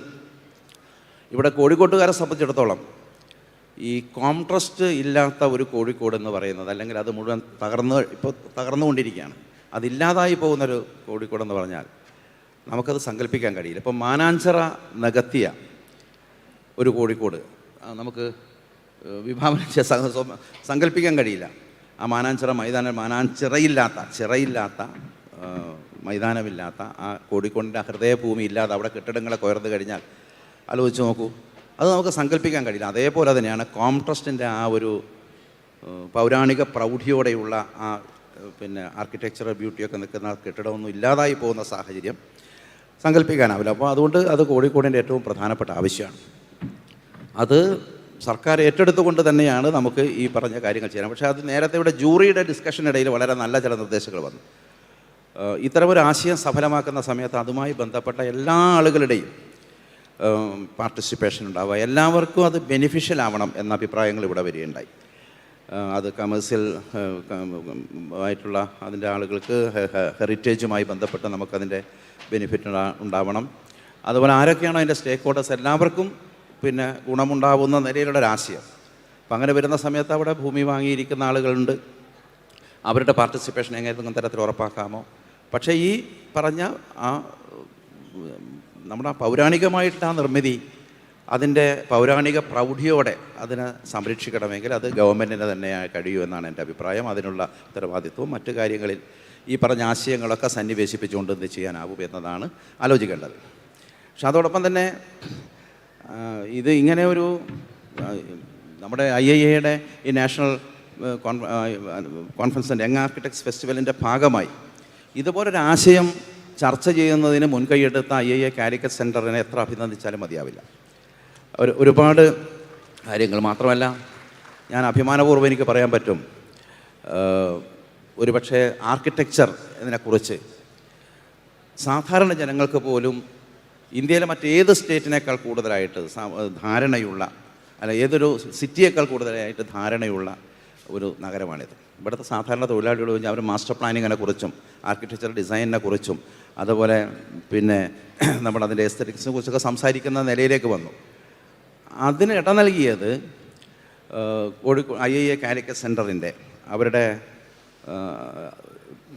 പബ്ലിക് പ്രോജക്റ്റുകളുമായി ബന്ധപ്പെട്ട് അവർ സമൂഹത്തിൽ നടത്തിയ ഇൻ്റർവെൻഷനാണ്, ഇടപെടലുകളാണ്. അതുപോലെ അവരുടെ ഇൻവോൾവ്മെൻറ്റാണ് ഇതിനകത്തുള്ളത്. അതുവഴി ഒരു സോഷ്യൽ എഡ്യൂക്കേഷൻ സാധ്യമായിട്ടുണ്ട് എന്നതാണ്. അപ്പോൾ അതുകൊണ്ട് തന്നെ ഇതും വളരെയധികം അഭിനന്ദനാർഹമായിട്ടുള്ളൊരു ചുവടുവെപ്പാണ്. പക്ഷേ ഇത് മാനാഞ്ചിറയും ഈ നമ്മുടെ കോംട്രസ്റ്റും ചുറ്റുപാടും എന്നതിന് പകരം മാനാഞ്ചിറക്ക് ചുറ്റും എന്നൊരാശയമായിട്ട് ഇതിനെ വികസിപ്പിക്കണം എന്ന ഒരു നിർദ്ദേശം കൂടി എനിക്കുണ്ട്. അത് ഇവിടുത്തെ ആർക്കിടെക്ട് കമ്മ്യൂണിറ്റി വിചാരിച്ചാൽ സാധിക്കും. ഉദാഹരണത്തിന് ഈ മാനാഞ്ചിറ മൈതാനം, അതുപോലെ അതിനോട് അനുബന്ധിച്ച് കിടക്കുന്ന പഴയ അൻസാരി പാർക്ക്, ലിറ്റററി പാർക്ക്, നമ്മുടെ ഈ കുളം, ചിറ, നമ്മുടെ ടൗൺ ഹാൾ, അപ്പുറത്തെ ആർട്ട് ഗാലറി, ഇപ്പുറത്ത് നമ്മുടെ BEd കോളേജ്, അതൊരു പഴയ കെട്ടിടമൊക്കെയാണ്. നമ്മളൊരു ഹെറിറ്റേജ് വാല്യൂടെ സംരക്ഷിക്കേണ്ടതാണ്. മോഡൽ സ്കൂളിൻ്റെ ഡെവലപ്മെൻറ്റിന് വേണ്ടിയും നമ്മുടെ IIA ഇൻ്റർവെൻഷനോട് കൂടിയിട്ടുള്ള പ്ലാനിങ് നടക്കുന്നുണ്ട്. അത് നമ്മുടെ CSI ചർച്ചും പഴയ RD ഓഫീസ് നിൽക്കുന്ന, ഇപ്പോൾ DD ഓഫീസ് നിലനിൽക്കുന്ന ആ കോമ്പൗണ്ടിൽ 2.25 ഏക്കർ വരുന്ന സ്ഥലം നമ്മുടെ തിരുവനന്തപുരത്തെ നിശാഗന്ധി ഓപ്പൺ എയർ തിയേറ്റർ പോലെയുള്ള ഒരു വലിയ ആശയം അവിടെ വികസിപ്പിക്കാൻ ഓപ്പൺ സ്പേസായും നേരത്തെ ഈ ആശയം ചർച്ച ചെയ്യുന്ന സമയത്ത് വന്ന പബ്ലിക് സ്പേസ്, അതായത് പ്രതിഷേധിക്കാൻ, പ്രക്ഷോഭം നടത്താനൊക്കെയുള്ള ചില സ്പേസ്, അതൊരു ജനാധിപത്യ സമൂഹത്തിന് അനിവാര്യമാണ്. സർക്കാരുകൾക്കെതിരെ, കേന്ദ്ര സർക്കാരായാലും സംസ്ഥാന സർക്കാരായാലും ഭരണാധികാരി ഓരോ കാലത്തും അതിനെതിരെ ജനങ്ങൾക്ക് പ്രതിഷേധിക്കാൻ സ്പേസ് ഉണ്ടാവും. ഒരു ചെറിയ intervention, sorry. We will come back after, I mean, see, so from what he just touched upon, because he was talking about, the government has taken a policy, the bill is already passed in the government. Now it is all about the money, which naturally the government doesn't have. So being an MLA representing the government and representing all of us here, how do we break that challenge? In fact, Pradipatan was talking about how the entire project focus should be shifted from that micro level to a macro level. Instead of just focusing on Comtrust and its precinct, it has to be a larger context. And he, being breathing, living Calicut all the time, understands every nook and corner. He's been elaborate, he'll be extremely emotional, romantic, and he will not stop.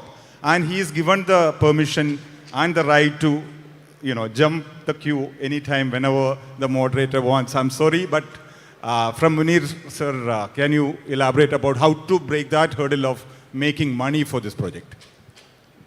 Hello, good evening, everybody.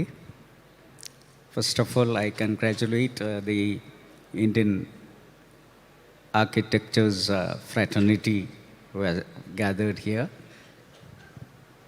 And I'm very much impressed that the first thing you have taken is the development of Calicut around Comtrust, Manajara, and SM Street. Mr. Pradeep, though we don't have a blood relation, he's thickly my brother, though we are in two fronts. He is in LDF and I am in UDF. And now he is the ruling front now. He is representing the ruling front. And luckily, I was representing this place, that is Comtrust, Mananjara, and some street, all including all those area. I was the member who was representing the constituency in assembly for 15 years.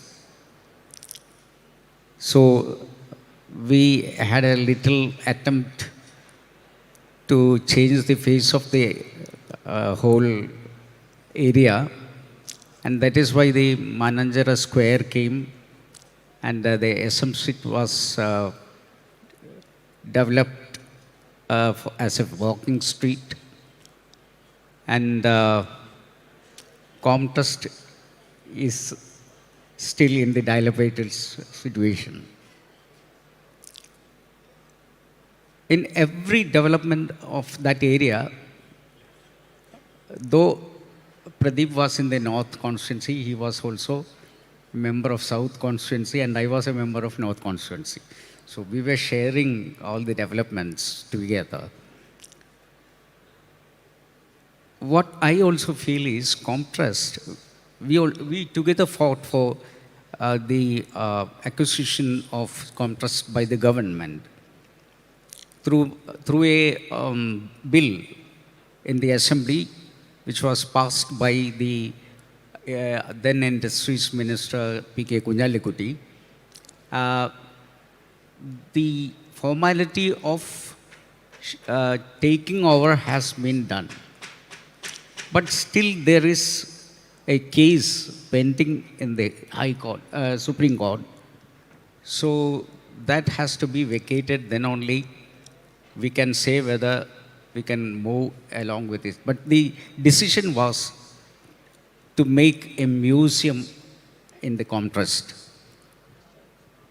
And we didn't have an idea how the museum should be and what all content the museum should contain. Was not discussed because it is still in a dilemma how to develop the Comtrust. And the Mananjara was developed when Amitabh Kant was there as the collector. There was a collector's rule at that time. At that time, it was,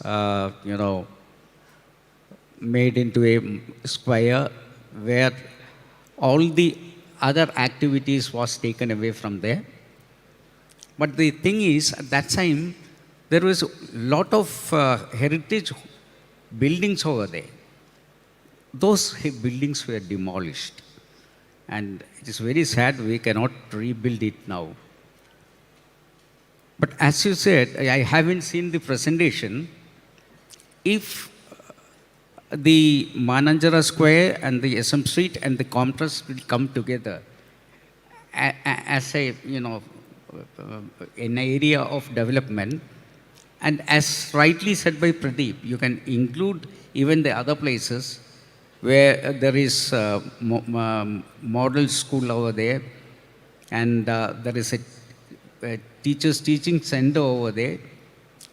Altogether, we can, if we can make as a cluster, then the development would be, as you said, the epicenter will be developed together.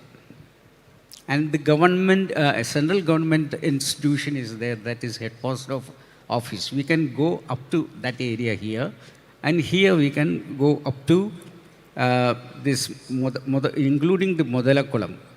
Modalakulam, we can have parking areas in the lower area, and on the top you can have an area for our political dialogue. Sir, to intervene there, most of this, whatever suggestions which have come from both of you, is actually been hindered in almost all the proposals. Though the competition was more focusing on the contrast and the precinct, but couple of presentations have got mentions about how to expand it to a macro level and making it a center. Now, our question is, how do we break the red tapes and make it as a green tape or whatever? I mean, what all are the procedures we should be following, and how do we take it? Now, the bill is passed in the government, and what should be next? So, if collectors, if you could help us, what should be the technical procedures? We will get back to the representatives. We understand that Pradeep is representing the ruling front now, so we consider him as a ruling front member. And there is a representative from UDF, and both these people will definitely be with us, so the collector can tell us how to move it forward. Thank you, Vinod. Happy to be here today. And festival happening in Kozhikode definitely is a good news. Brings national attention, also international attention to a district. Particularly this town, which I think has history of centuries, not centuries, millennia. And coming to your question, the basic issue, as both of them have pointed, is Supreme Court or High Court stay, which is there. So unless some action is taken on that issue, there won't be any further progress in the matter. Or a decision from government to, if a legal opinion is obtained properly, whether the case will be in our favor or not in the end. The most Advocate General will definitely be able to tell whether the bill passed in assembly will stand in the court. That opinion, a honest discussion with AG will help the government in deciding whether to put in money or not, or continue with the stay. So there are two ways. Without money, we should get it done through the court. But whether court will be able to give us a favorable opinion, that discussion must happen with the Advocate General. If Advocate General gives a honest opinion, let us say this is not going to come in our favor, then government has to take an active decision regarding whether they will invest 300 or 400 crores in acquisition, or some other way in which PPP models can be brought in, where the contrast and the landowners who have got the land from Com Trust will become co-partners in this initiative, which may bring some revenue, etc., some working model. So the key is to have a first a honest discussion with our AG or law officers regarding the case and the bill which has been passed, taking over this land. So that is the crux of this issue. And after that, regarding the issue of acquisition, that is an issue of public money being spent, and it needs lot of money. We have acquired 6 hectares in the city as part of road acquisition, and it costed us 400 crores. So I think this is around 6 hectares. How much is the acreage? Any idea? 12 acres or something? This area. 4 acres, no? But it will cost approximately 150 crore. I have acquired 6 hectares, that is 15 acres for 400 crore. So coming to 4 acre, it will cost at least 120 crore. So that is the money at stake here, if the court case is not in our favor. So this is the simplest way to decide the matter. And if government decides that 120 crores or 150 crores is not an issue, then this will happen. And I want to just put in a brief point. This is a area, you have selected an area in a prominent part of the city. We have developed many such areas during this period by investing good amount of money. What I want to inform all the architects here, whoever is there, is we have to feel, as a resident of the city, I have to feel comfortable even while walking alongside the road. That is a very important, because before reaching Mananchira, I have to go through a road which is not paved with footpath. Buses going at 40 kilometers per hour, for 50 kilometers per hour. So that is something which all of you have to put in. When you are especially involved in public sector projects, maybe they will be involved, many of them will be involved in a road development work, their firm at least. So keep this in mind. All public works have, someone should put in their mind whenever the work is going on, however little it might be. It might just be a footpath, or it might just be a small road. The public, the persons, the public using should feel comfortable while moving around the city. Code is yet to achieve it. There is a long way to go, but definitely government is putting in its best efforts. The city road improvement project will be a game changer for the city. Again, their money is at stake, around 600 to 1,000 crores. Soon it will come, as soon as our finances, at least gradually in stages, government is giving funds. One road is about to come, Mananchira Vilimadukunu road. And that's where I told you, for 6 hectares, we have to spend around 300 to 350 crores. So definitely that road, some of you may put your mind, because it's a very lengthy road, and it can be a beautiful place for the citizens of the city to have a stroll or something. It's a wide road also. No need to compromise on the width of the footpath or any such things. Sir, in fact, I wish if you could have been here an hour back. I mean, most of the proposals have addressed all these issues, and in an extremely youthful manner. It is not only even about seasoned architects sitting here, or the younger minds have come out with such brilliant solutions, and it is only about a patient here from the bureaucracy and the government, which will make wonders to the city and to the people at large. So coming back to that, to the second round, because we are another 10 minutes more to cover up, get some kind of an action plan today. I mean, that's the whole focus of today's forum.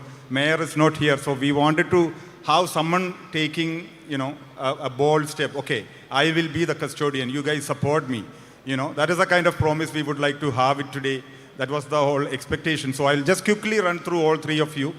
Again, taking another opinion or other suggestions from collectors' point of view. The methodologies are clear. One is the government has to acquire it, if we fail in the case. That's what I understand. Then there is a PPP model, which is a brilliant model which has been working everywhere, and we have done it also. In fact, I'm sure Pradeepatan's Prism is a different way of doing a PPP model as well, wherein, you know, the all kind of stakeholders from various part of the sphere has been investing on public projects. Now, Munir sir also has been doing Unnati with different level of interventions. So I guess that could be a way forward, but Munir sir, what is your take on it? I mean, what should be the right model to follow through so that we can initiate, you guys support, you guys lead? That's what we would like to do. So what could be the options which we could pick up? Munir. PPP model will be a very successful one. That is what Pradeep has shown in Nadakau school. And now in India, Nadakau school has become has got the third position now. That is the success of a PPP model. So I think Comtrust also can, then the fund issue can be solved very fastly. We can solve it. And regarding the legal issues, as collector said, we'll have to find a solution for that. For that, the government, the opposition, and the district administration and the corporation should stand as an axis and find a solution for that. We can sit together along with, and your suggestions also can be reread there, and let us see whether we can make this event a fruitful one.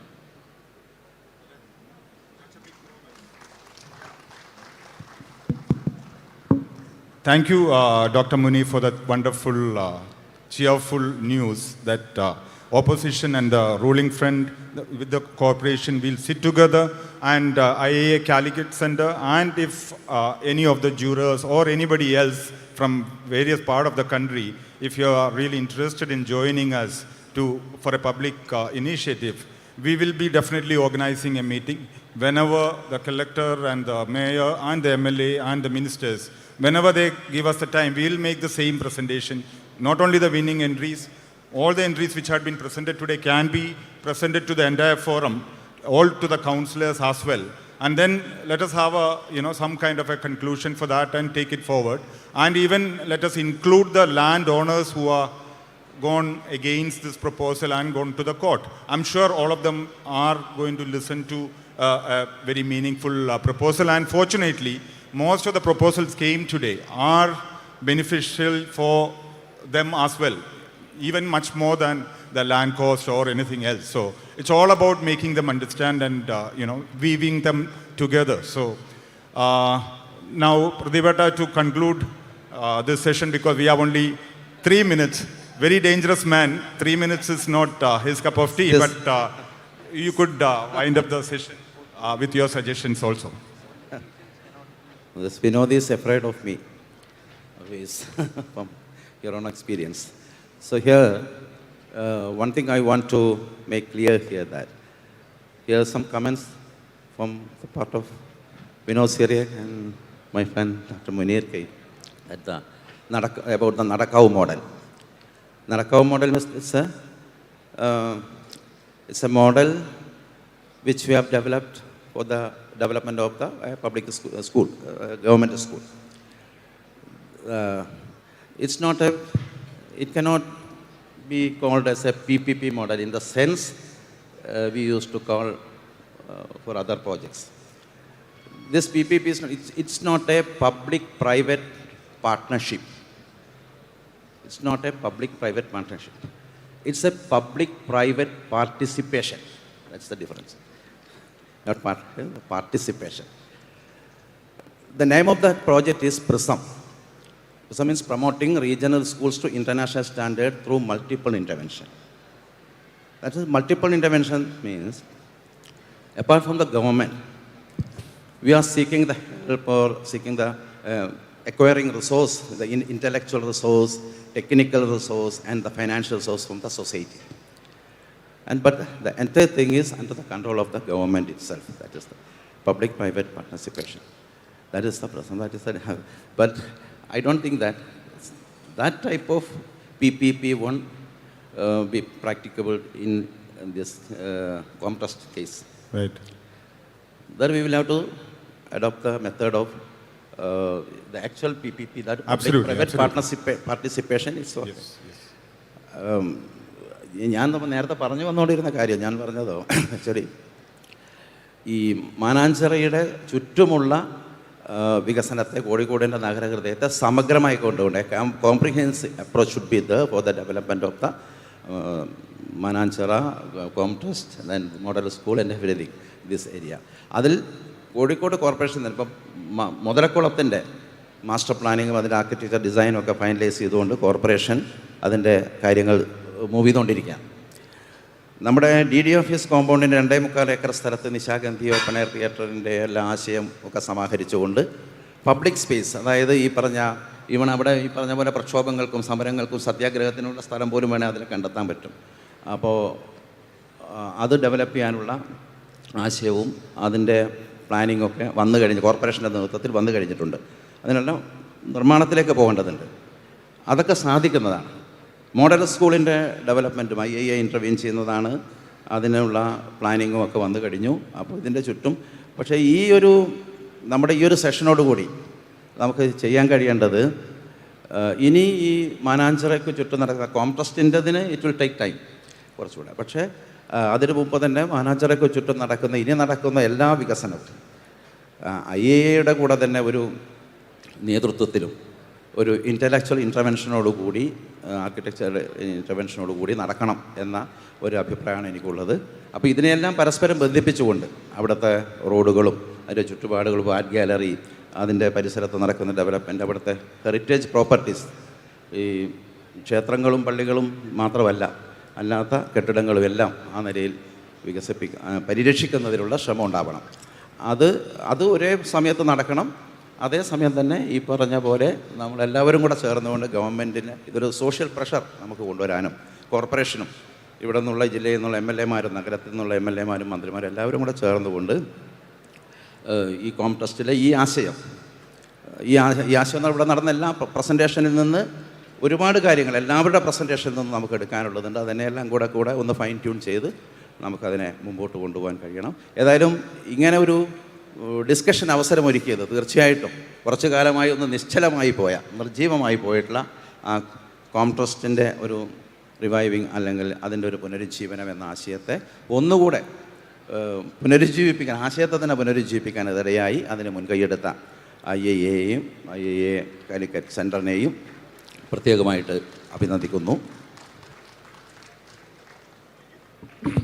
Thank you, Pradipata. Collector sir, do you want to add on? Vivek, you asked who should take charge. I say it should be corporation because they are there at least for 5 years. Collector may be there for 1.5 years. Not that we cannot support, but as a elected political body, they have the heart in such things. So if once corporation, at least a discussion in council will definitely move things. For one agenda item in a council discussion will definitely motivate everyone to discuss that issue, including MLAs and ministers, and I think that should be the way. Thank you, sir. That's so encouraging. And to conclude the session, couple of decisions have been achieved. One is this meeting of every stakeholders. Second one is Pradipatan explaining about how his PRISM and PPP model, which is essentially slightly different. When it is a school, it can only have participation. There is no ownership. Whereas a project of real estate value and economic growth, there definitely has to be partnership. And in that sense, this is only possible through that PPP model. So one last request from all of us, from the architectural fraternity, will be, Collector Sir and MLA, for your noticing, can we, even though the property is under case and all kind of things, is there a possibility of making some kind of an initiative to archive whatever left over now, whether it is the tools, whether it's the clothes, whether it is the machinery which are in a completely dilapidated situation, can we take stock of it, archive it, so that whenever the case is ready, whenever the PPP model is ready, at least something is left to tell the stories for the next generation or the generation which is right there with so much of a vibrant, young, bright mind. Can we give them a word that this can be taken back, because it has been stolen now? So can we officially take it? Otherwise we can even steal it, if you permit. That is also a possibility. That is happening anyway. So is there a legal possibility of archiving all this leftovers in the factory? Because that is going to be very, very critical for making this project viable. That we have to discuss with the Comtrust or whoever is in the present possession of that thing. Definitely we can have a meeting regarding that, including Thank you. That Thank you very much. Okay. I think good enough commitments from the bureaucracy and the government. Thank you very much. And we will be definitely presenting all these commitments to Mayor as well. And she will be, I'm very confident that she'll be calling for a meeting where all of us are together and we can take it forward. Thank you very much, respected leaders and the bureaucracy, for spending such quality time with us. Thank you very much. A big thanks to our dear guests for taking time off their busy schedule to come and grace our event. Thank you, Architect Vinod Siriak, for initiating a meaningful conversation with them. Before we close the proceedings for this session, I would also like to take this opportunity to thank all the participants who submitted their proposal and all the finalists who presented today, who together made this whole exercise tremendously meaningful and fruitful. And I also thank our jurors and special guests for their support. Now, I request Architect Vinod Siriak to hand over the mementos to our special guest as a token of gratitude.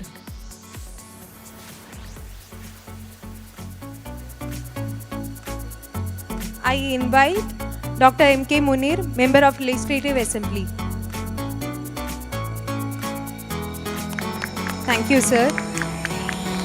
Now, I invite Dr. Narasimha Gari, TL Reddy IAS, Honorable District Collector, Kozhikode. I invite Sri A. Pradeep Kumar, Founder and Chairman, Prism Initiative, Government of Kerala, and Patron of IAA Calicut Center, Public Project Initiatives. Thank you, sir. I request our guest to kindly be seated on the stage.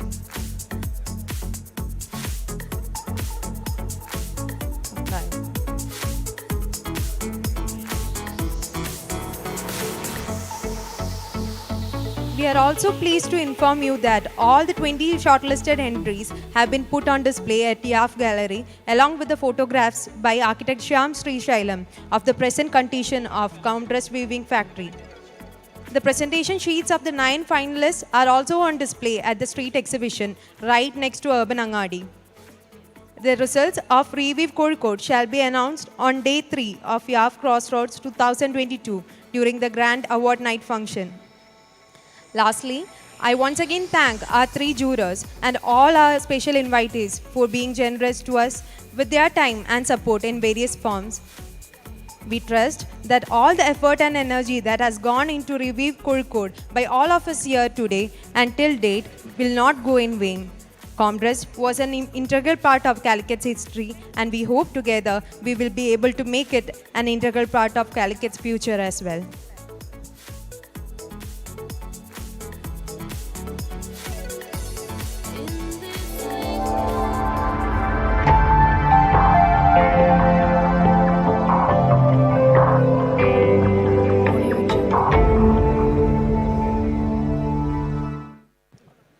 Now, as this beautiful night eventually starts to blossom, it is time for a very special sequence to unfold before us. Dear audience, we are honoring one such a flamboyant personality among us who has been a mentor and a true inspiration for many in our generation.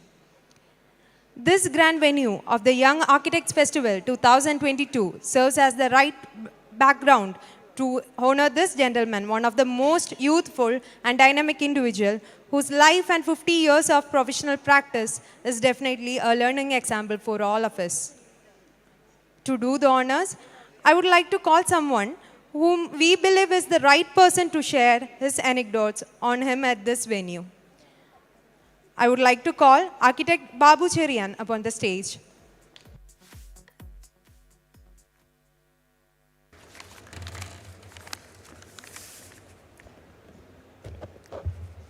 Hello everyone, I'm here for the golden moment. As she just told, we have somebody out there turning gold today.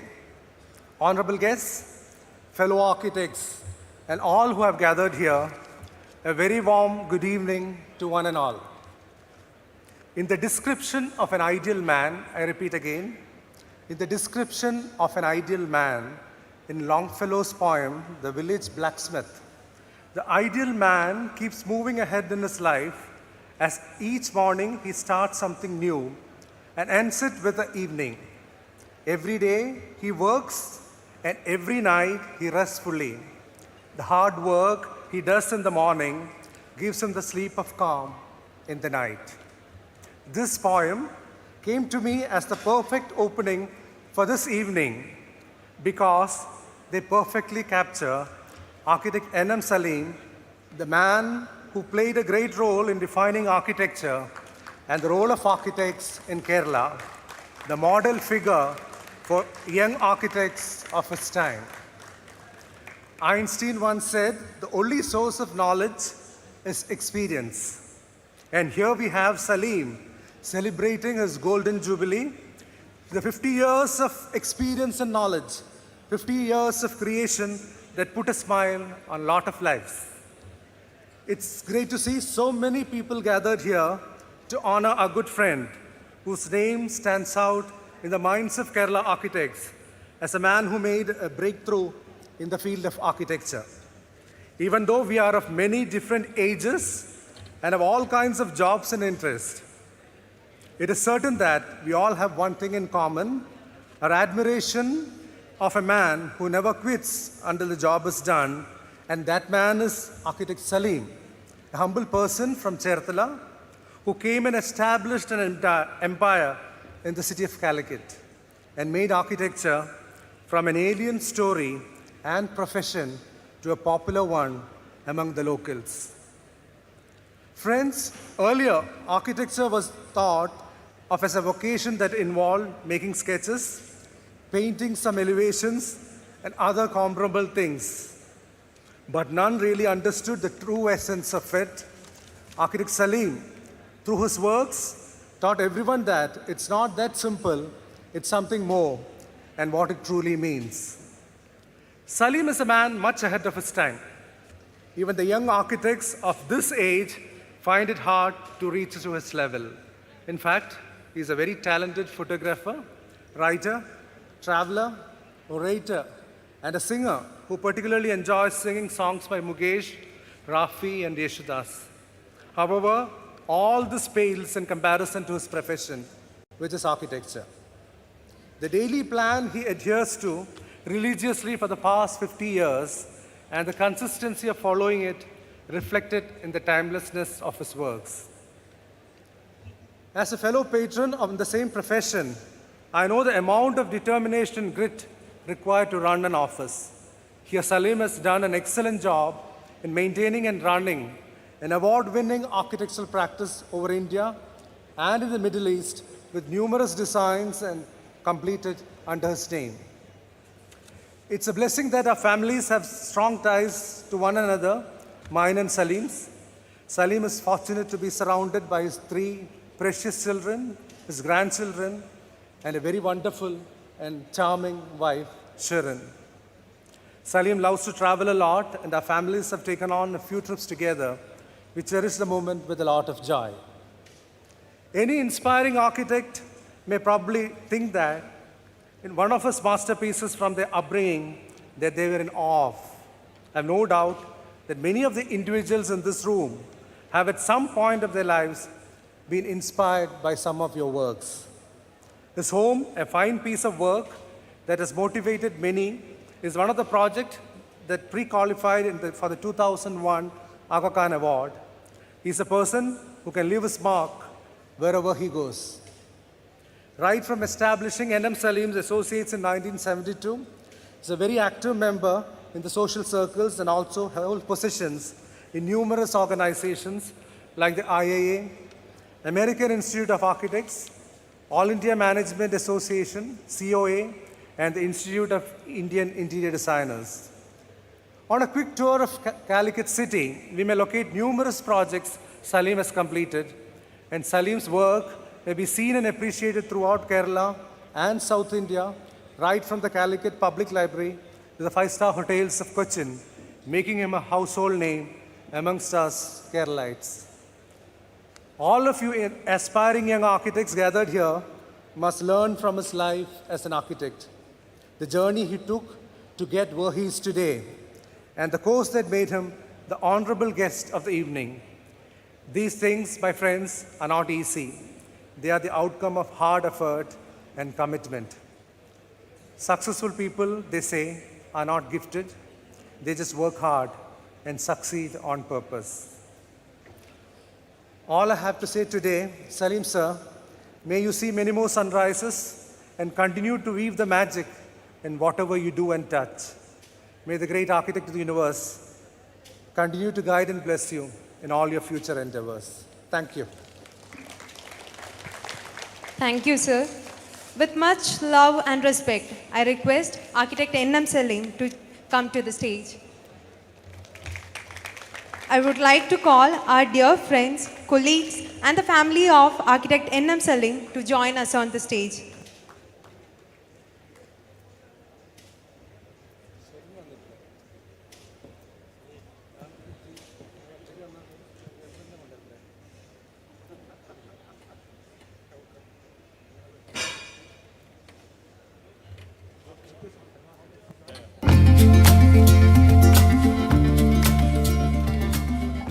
I'm Adeep Salim, Architect N.M. Salim's second son.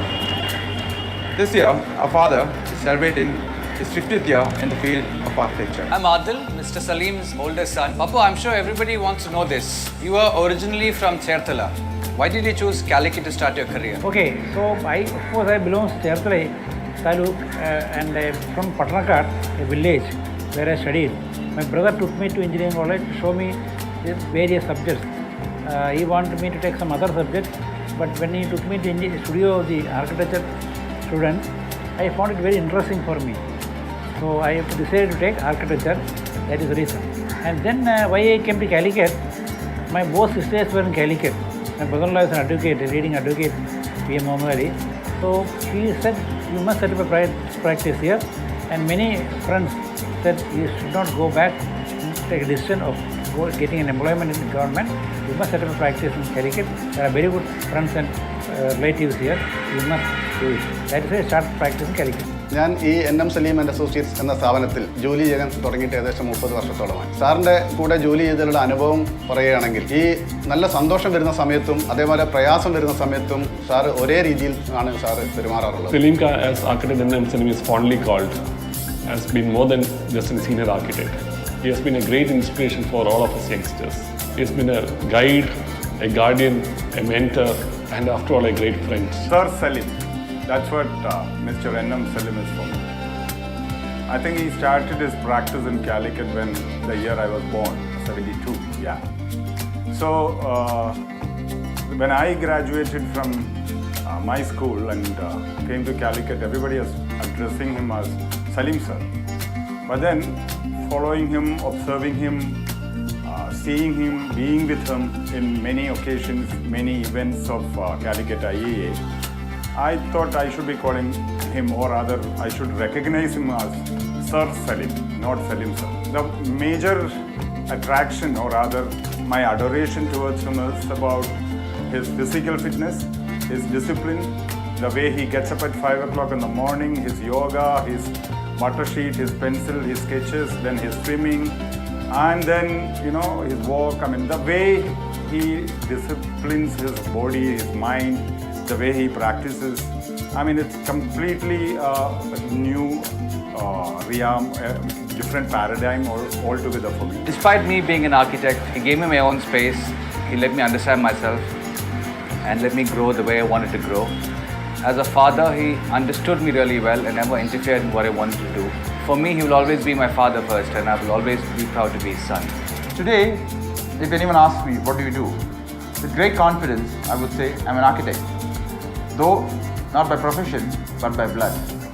That's because I'm architect N.M. Salim's son. So, if you ask me the first major project which I did in Calicut, so that copy of the Zoo Kachari I was trying to do it, pinnacle windows and slope proof and exposed laterite.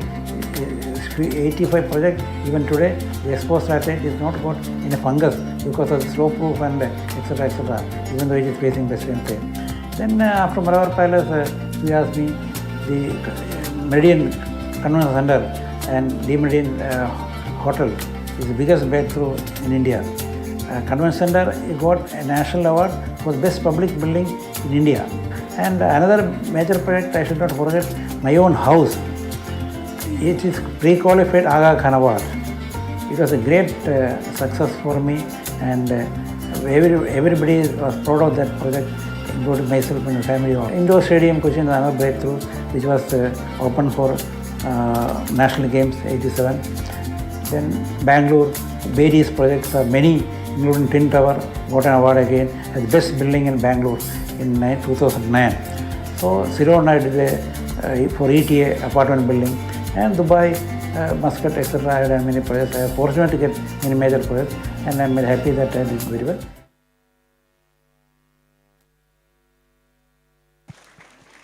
Once again, I would like to call our dear friends, colleagues, and the family of architect N.M. Salim to join us on the stage. Also, let me request architect C.R. Raju, the President, Indian Institute of Architects, to felicitate architect N.M. Salim with the Punnada.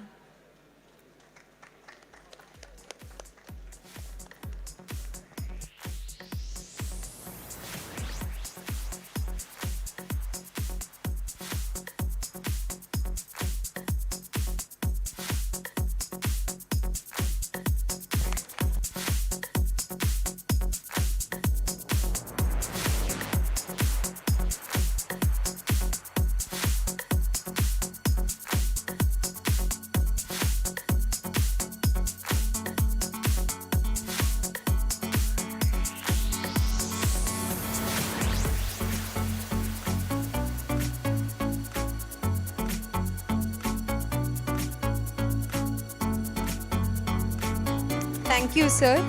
Now I invite our Honorable District Collector, Kozhikode, Dr. Narasimha Gari, T.L. Reddy, IAS, to present the memento as a token of our love and admiration to architect N.M. Salim.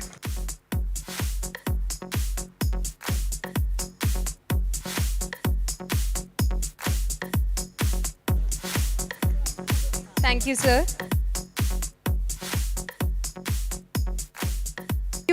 Thank you all.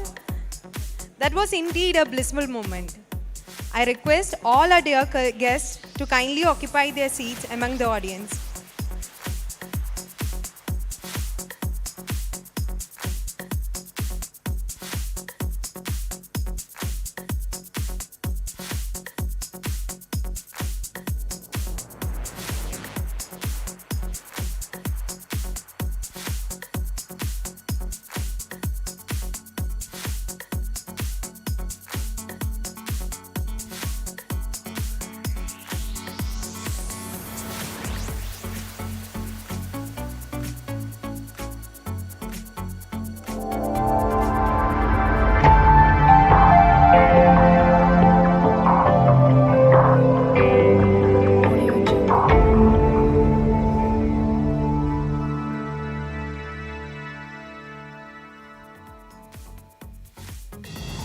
The problem is, nobody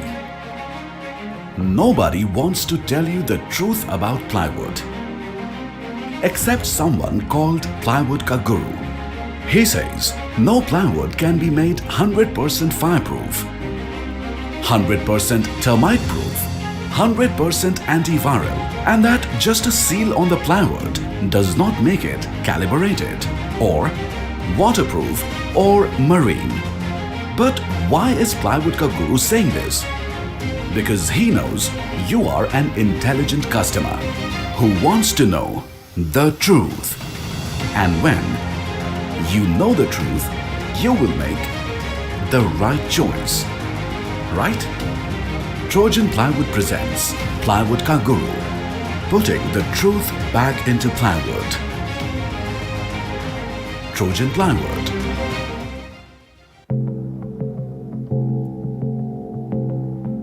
In our world, only looking beautiful is not enough. This truth was not said behind my back, but to my face.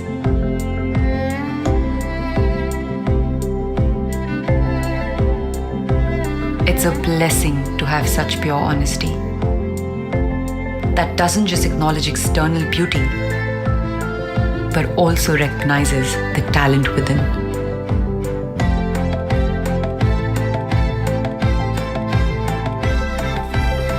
And sculpts it into something so priceless that only gets brighter with time. Remarkable honesty such as this can not only be felt, but can also be touched and seen in the world of RK Marble. RK Marble, खूबसूरत ईमानदारी.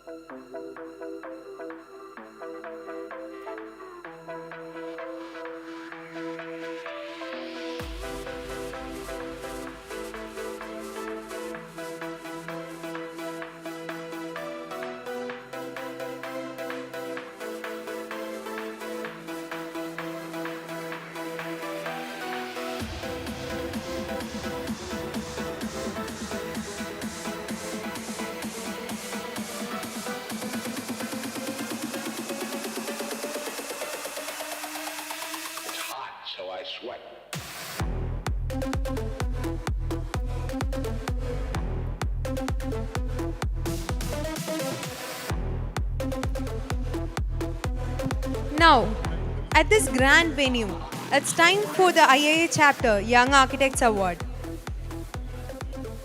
Envisaged by the Indian Institute of Architects, IIA Chapter Young Architects Award are given every year to honor the young architects from each chapter of IIA for their exemplary display of commitment and outstanding contribution to their respective chapters. Every year, one young architect is nominated by their respective chapter to receive the award. Now, to do the honors, I invite our dignitaries onto the stage. Architect Naufal C. Hashim, YAF Convener. Architect Brijesh Aijal, Chairperson, Young Architects Committee. Architect Leena Kumar, Joint Honorary Secretary, Indian Institute of Architects.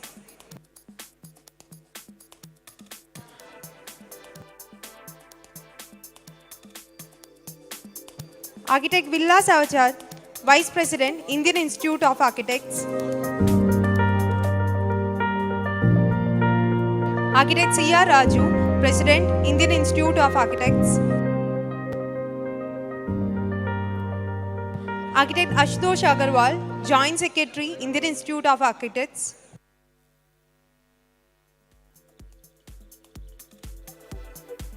Architect Divya Ghosh, Honorable Past President, Indian Institute of Architects. Architect Satish Mane, Joint Secretary, Indian Institute of Architects.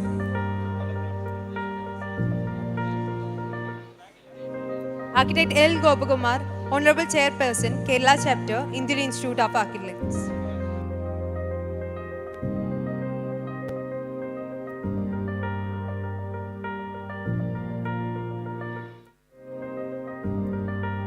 Thank you, everyone.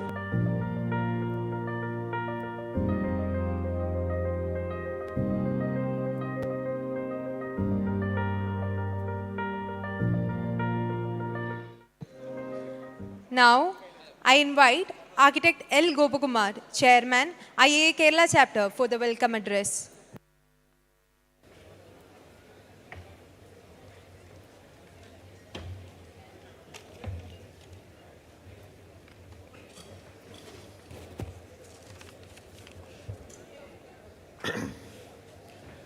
Good evening, friends. This is festival season in Kerala. The God's own country has big and small festival happening from Kasaragod to Kanyakumari in small rural and urban areas, temples, churches, everywhere. It's a festival season. But something unique and significantly phenomenal has happened this year. One particular festival has overshadowed the entire all festivals and dwarfed everything. And that festival is Young Architects Festival 2022 happening in Calicut.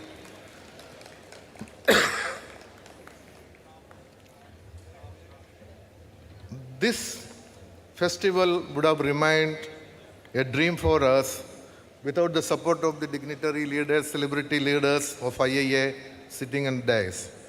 Especially our National President, Sri Raju Garu, right from allowing us to bid for the YAF in the National Executive and seeing that we get it properly, everything was according to his advice. And today, we are able to do that. And Young Architects Festival is not new to Kerala. Probably this is the 4th Young Architects Festival we are doing it. And thank you, Raju Garu, for permitting us and allowing us. Welcome to this Young Architects Festival and lead us from the front, please. And now we have the past president, the wise man among the team. He always advises us whenever there is a confusion, whenever there is a protocol breach. And I welcome our immediate past president, Divya Krishji, to this Young Architects Festival and Young Architects Award function. Thank you, sir. And we have the Vice President, Vilas Rao Avachar. He has been a friend to us, all of us, and we have taken an extra freedom whenever we want to set something. And he has been very friendly to all of us, and he has guided us to do this festival, Young Architects Festival. I, on behalf of the committee as well as the Kerala chapter, I welcome you, sir. And we have the 3 secretaries, the trios who run IIA at national level. Architect Leena Kumar ji, Architect Ashutosh ji, and Architect Sadish ji. Actually, they have helped us, IIA Kerala chapter, to grow. We recently inaugurated the Malabar sub-center, and Leena Kumar has come all the way from Bangalore to inaugurate the same. And I just want to tell in front of all of you that we have achieved a 70 membership, and we would like you to declare it as a center as soon as possible. And in Palakkad also, we have achieved the magic number of 50, and the sub-center will be elevated as a center soon. I request the office bearers of IIA National to expedite things and declare all these 9. We will have 9 active centers.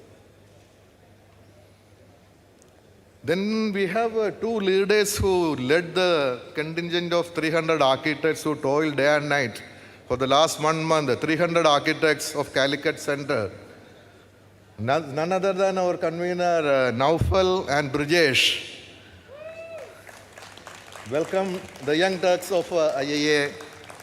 And I would welcome all the 300 architects, 300 and odd architects who toiled day and night to make this a wonderful event. And it's happened also. This is spectacular in many ways. By the sheer size, sheer volume of 2,500 delegates, 200 plus speakers and whatnot, 5 venues, music, and we have a flea market happening there. I don't know how these people managed to get this in 30 days. 30 days when we started, we didn't have a penny with us, only the confidence or sometimes ignorance. Anyway, ignorance is sometimes a bliss, and I welcome all the trade event partners who supported us in time and made this happen. And all the media partners and all the jury members from across the world. And I welcome all the recipients of Young Architects Award from various chapters of India. And lastly, all the delegates, 2,000 plus delegates who made this happen and encouraged us. And Calicut and Kerala chapter has made this happen with the help of, only with the help of you all. Thank you. Welcome once again. Thank you very much. Thank you, sir, for the warm welcome. Now, I call upon Architect C.R. Raju, President of the Indian Institute of Architects, for the presidential address.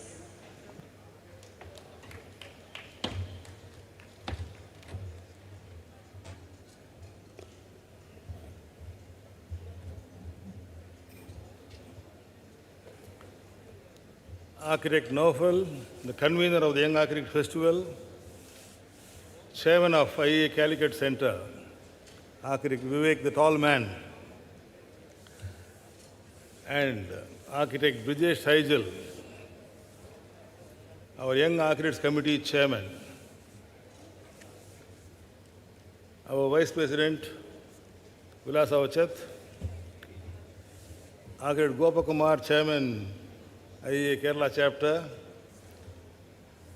Architect Divya Kush, immediate past president, and our 3 joint honorary secretaries, Architect Ashutosh, Architect Satish Mane, and Architect Leena.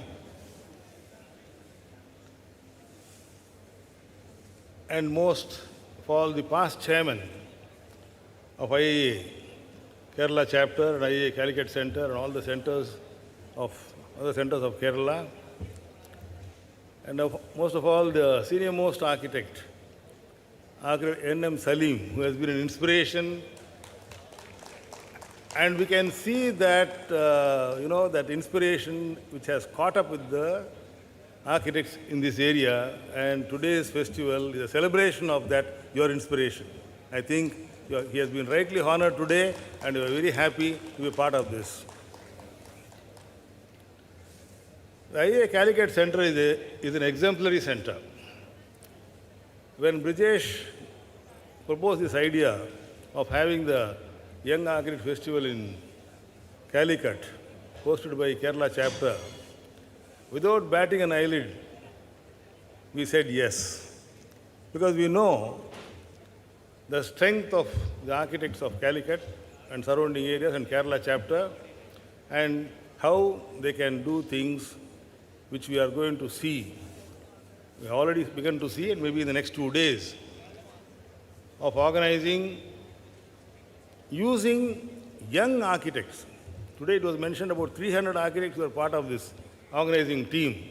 Today we can see the number of volunteers, the number of young architects who are involved in each and every activity. I think I congratulate each one of you for taking the time and the interest. That is the type of inspiration that the architects here have gained over a period of time. Today we can see in this Young Architect Festival a plethora of events side by side. They have curated the whole festival in such a way that everyone has something to participate and take home. The very format is very interesting, and the program with eminent speakers from across various regions and young architects. I can see a number of speakers who are young architects who are part of this program, and that augurs very well for the institute. The future of the institute lies with the youngsters, and we can see IIA is most active in centers. We can see many programs being hosted with the help of centers in the last few years. Last year, we had IIA Kolhapur Center organize the IAPL 2020. We had IIA Pune Center organize the MahaCon. And today we have IIA Calicut Center organizing the Young Architects Festival. So this is the strength of the centers, because of the future of the Indian Institute of Architects lies in the centers, because that is where the synergy is between the practicing professionals and academicians across the country. Recently we had the opportunity of getting proposals for formation of centers and sub-centers, and I'm happy to say that we have permitted them, and when an application comes for a sub-center, within a month, there is a follow-up application, can we make it a center? Malappuram is an example. Palakkad is an example, where Palakkad, they want to upgrade it to a center, and Malappuram, which is formed very recently as a sub-center, already they are on the way to become a center. So, there are many towns and cities where architects are now trying to move, because hence, previously, the architects were concentrated mostly in the cities. But today we can see they are having comfort in moving to Tier 2 and Tier 3 cities and spreading the awareness of architecture thanks to the youngsters. When we have a possibility to visit most of the chapters and centers, the innovative thoughts of the youngsters, the work that they do, even today we saw many youngsters, 9 of them have been shortlisted and many have submitted. How they approach a particular, design and give a solution, hats off to them. I think the future is in very safe hands, because they are very, very, thoughtful and have a plethora of ideas, apart from being very communicative and participative. So, this Young Architect Festival is one of the most attended so far in IAS history. I think with the registration of, I was told about 2,200 plus, I think this is the largest Young Architect Festival we have had, and I think this trend will continue, because many architects would love to come and participate and hear other architects share their experiences. The Indian Institute of Architects has many programs which have been initiated. One of them is the Young Architect Award from each chapter, so that one young architect who is not only proficient in his practice, but also his commitment to the Indian Institute of Architects in various aspects are taken into consideration, and the chapter has the liberty to nominate one young architect every year, and this year also we have the architects being presented a Young Architect Award. So likewise, we have initiated an award for the best outgoing student from each affiliated institution of the Indian Institute of Architects. We have more than 100 institutions which are affiliated to the Indian Institute of Architects, and last year we were able to present these awards, and this year also we are getting the nominations. Once the nominations are completed, these awards will be presented to the students. My request is that the centers and chapters should have a frequent interaction with the schools of architecture which are in their vicinity to promote the synergy between the academics and practice. Of course, we have a number of programs. We have architect Mohan here, who is hosting the Karnataka chapter is hosting the Southern Regional Conference in November on 10th, 11th and 12th in Bengaluru. And we have the Eastern Regional Conference being hosted by IIA Odisha chapter at Bhubaneswar on the 18th and 19th of December. And of course, we have the National Convention being hosted by IIA Chhattisgarh chapter at Raipur on 7th and 8th of January. And not to leave, the IIA Awards for Excellence. We have received close to 500 entries, and the first jury is going to happen, and the second jury and award ceremony, I am trying to finalize the dates because there are a number of events. We are trying to position that event in a comfortable zone so that everybody can participate.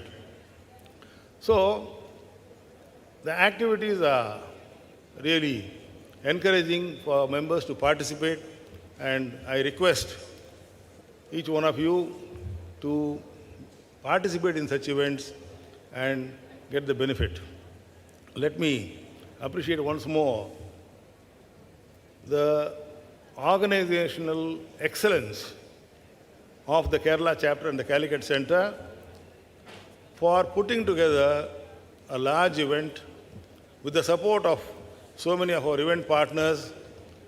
And I think where there is a will, there is always a way. So they work with the determination, and we can see what can happen and what can be beneficial to the institute. Membership growth has been quite good. We have added about 3,000 members in the last 1.5 to 2 years, and I think there is scope for much more. But one of the forthcoming challenges is going to be how we are going to create this awareness, what we are trying to create amongst the public, make it more meaningful by dedicating our services to the clients whom we are serving. I think that is more important, and I think that will pave the way for the growth of this profession much more across the country, which is seeing a large growth in infrastructure, public infrastructure, and many more aspects of development. So, as an institute, we have a role to play, and with the help of experts and architects, I think we should continue this dialogue of how to, engage with these kind of initiatives and see that how our practices can meet the requirements of the infrastructure development which is happening across the country. So, congratulations IIA Calicut Center and Kerala chapter for inviting us and making us enjoy a Young Architects Festival like never before. Thank you. Thank you, sir, for the kind words.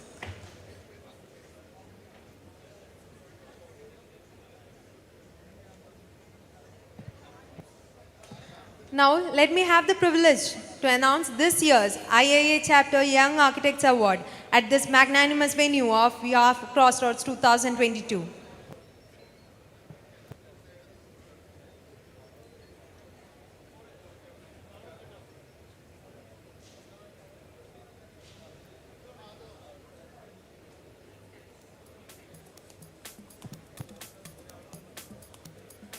We begin with Andhra Pradesh chapter.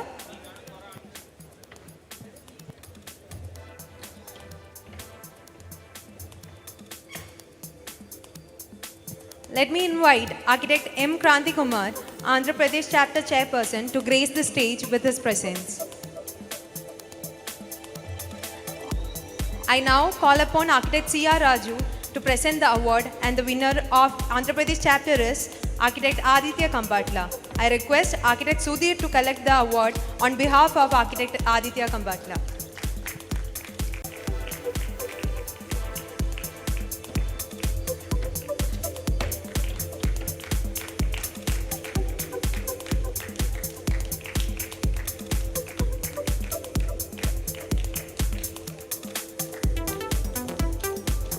Thank you, Architect M. Kranti Kumar and Architect Sudhir. Congratulations to Aditya Kambatla. Next, I would like to invite Architect Amit Ranjan, Bihar Chapter Chairperson, to grace the stage.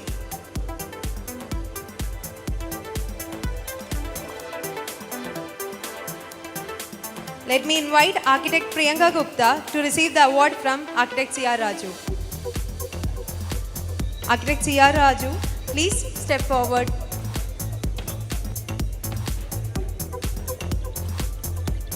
Congratulations, Architect Priyanka Gupta.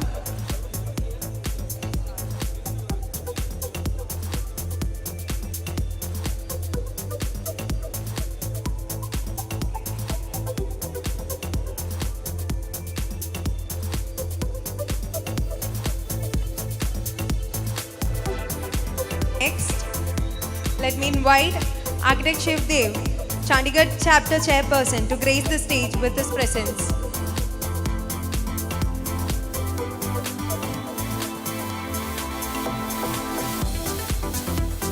I would like to invite Architect Amit Mangesh Sukandar, Goa Chapter Chairperson, to grace the stage.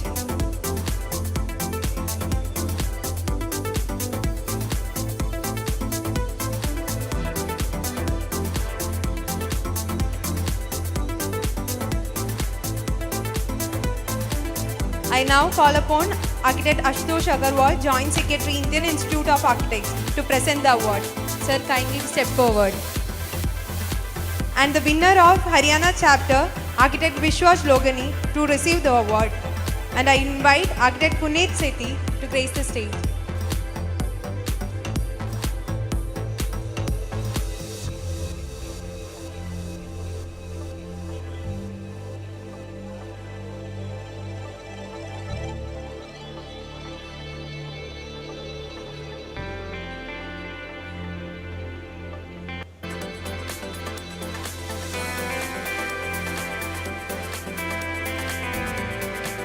Next, let me invite Architect Nandlal Chandan, Himachal Pradesh Chapter Chairperson, to grace the stage with his presence.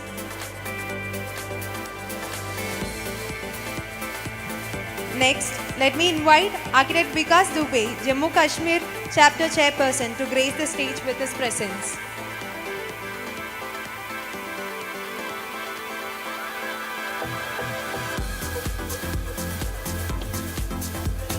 Architect Veta Singh Salaitia is the winner of Jammu Kashmir chapter. Next, I would like to invite Architect Sandeep Kumar Jha, Jharkhand chapter chairperson, to grace the stage.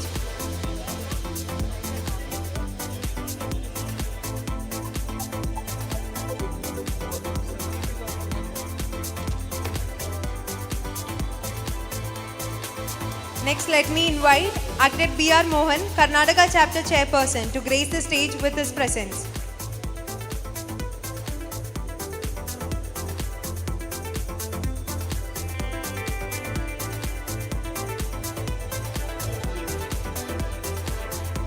Architect We have Moin from architect Karnataka. Moin Harris to receive the award. Architect Moin Harris from Karnataka.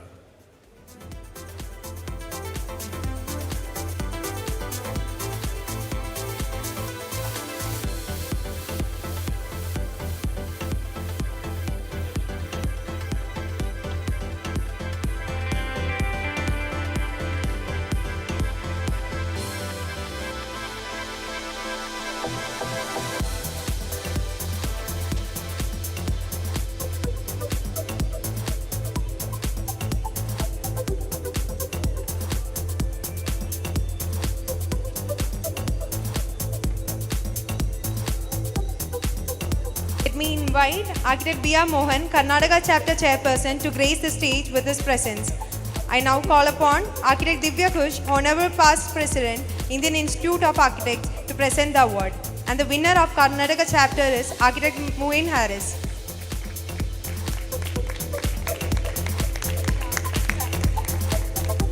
Thank you, Architect B.R. Mohan.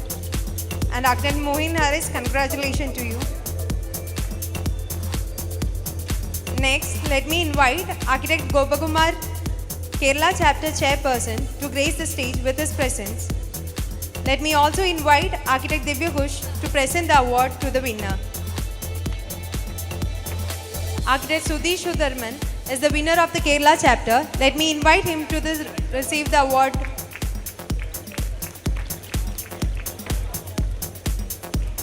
Congratulations, Architect Sudhi Sudharman. Thank you, Architect L. Gopakumar and Architect Divya Kush.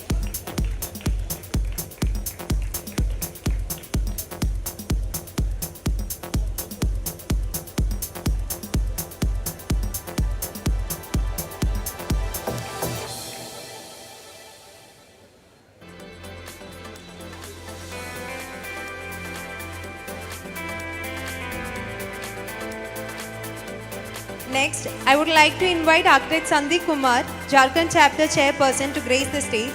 Let me invite Architect Abhishek Gaurav to receive the award from Architect Leena Kumar.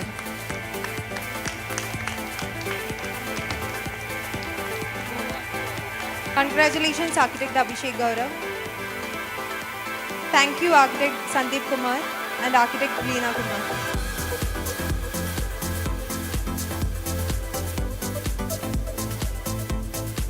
Next, I would like to invite Architect Amit Mankesh, Goa Chapter Chairperson, to grace the stage. Let me invite Architect Isra Bosco D'Souza to receive the award from Architect Villa Savajad.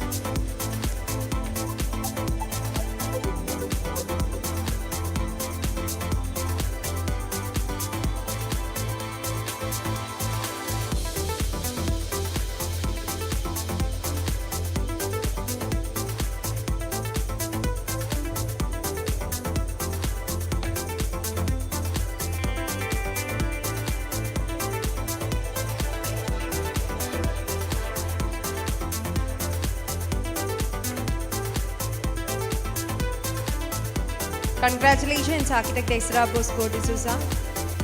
Thank you, Architect Amit and Architect Villa Savajad.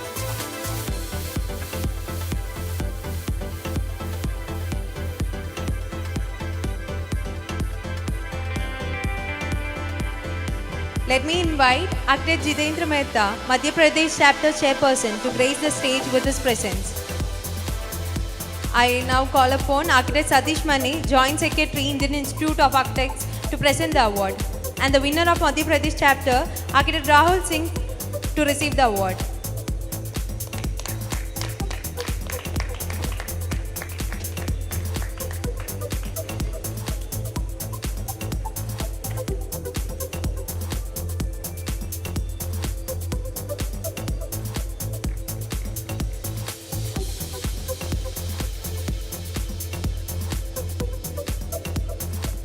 Thank you, Architect Jitendra Mehta and Architect Rahul. Congratulations. Next, I would like to invite Architect Bhavdekar Sandeep, Maharashtra Chapter Chairperson, to grace the stage. Let me invite Architect Santosh Nandakumar to receive the award from Architect Satish Mani.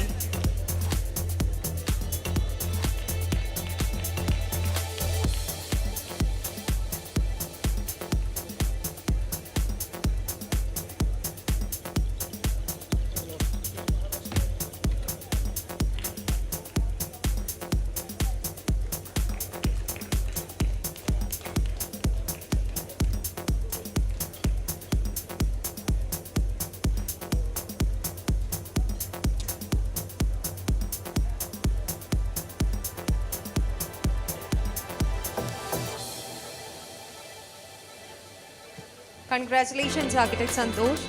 Thank you, Architect Badkir Sandeep and Sadish Mani. Next, let me invite Architect Ashish Gupta, Northern Chapter, Chairperson, to grace the stage with his presence. Let me also invite Architect L. Gopakumar, Honorable Chairperson, Kerala Chapter, Indian Institute of Architects, to present the award to the winner. Architect Varun Saini is the winner of the Northern Chapter. Let me invite him to the stage to receive the award.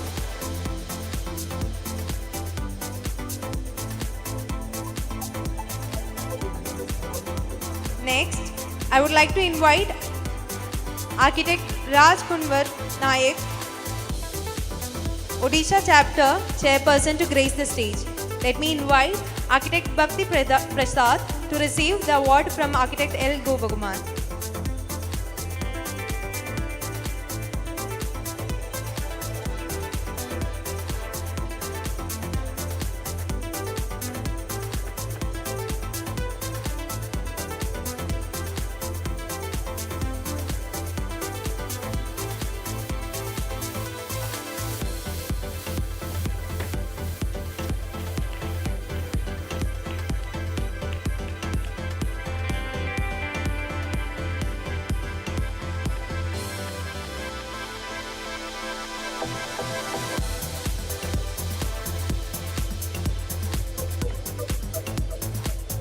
Congratulations and thank you, sir. Next, let me invite Architect Tushar, Rajasthan Chapter, Chairperson, to grace the stage with his presence. Let me invite Architect Abhinav Sharma to receive the award from Architect Brijesh Shaijal.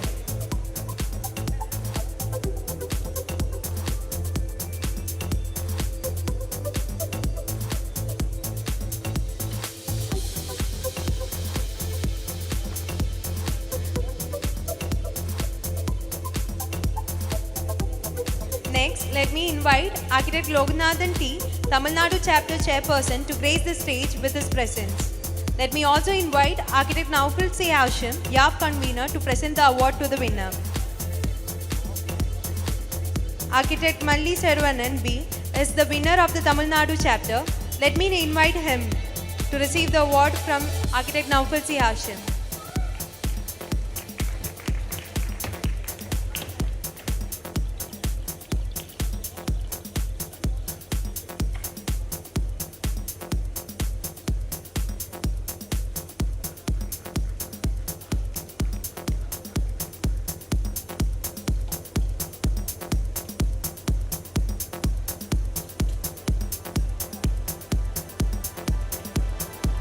Congratulations and thank you, sir.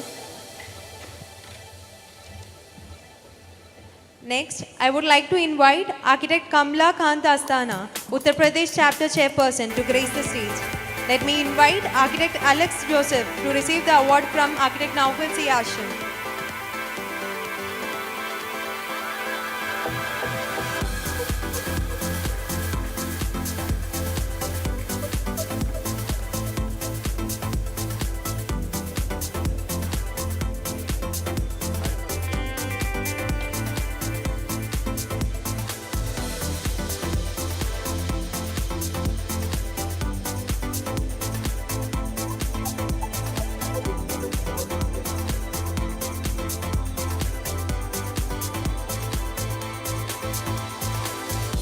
Congratulations and thank you, sir.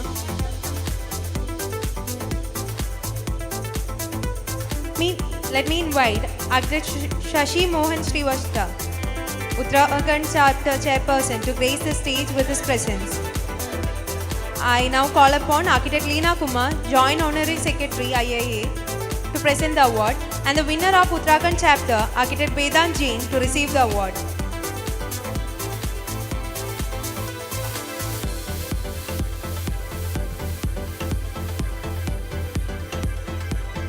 Let me invite Architect Sanjay Gol, Punjab Chapter Chairperson, to grace the stage with his presence.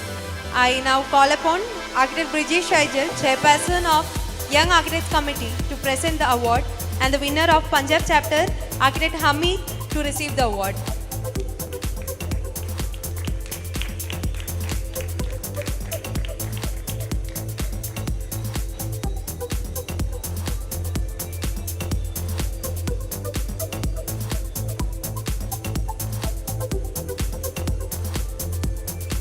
Congratulations and thank you, sir.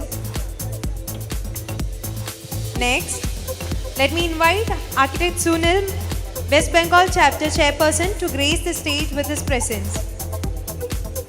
Let me also invite Architect L. Gopakumar to present the award to the winners. Architect Saugata Dara is the winner of the West Bengal Chapter. Let me invite him to receive the award from Architect L. Gopakumar.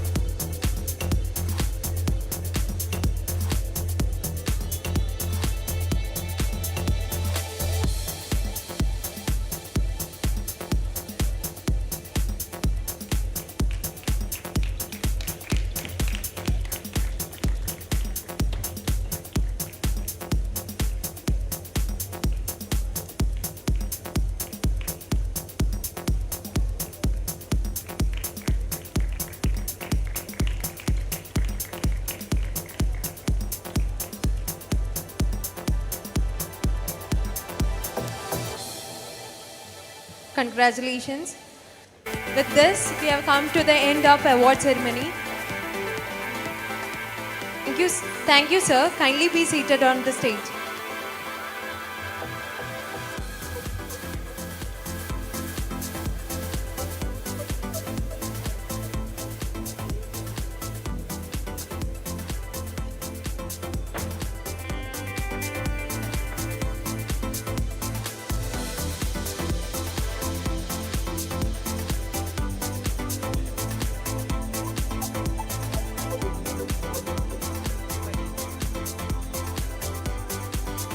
Congratulations to all the winners. Thank you, everyone. Kindly take your seats among the audience. Thank you, sir.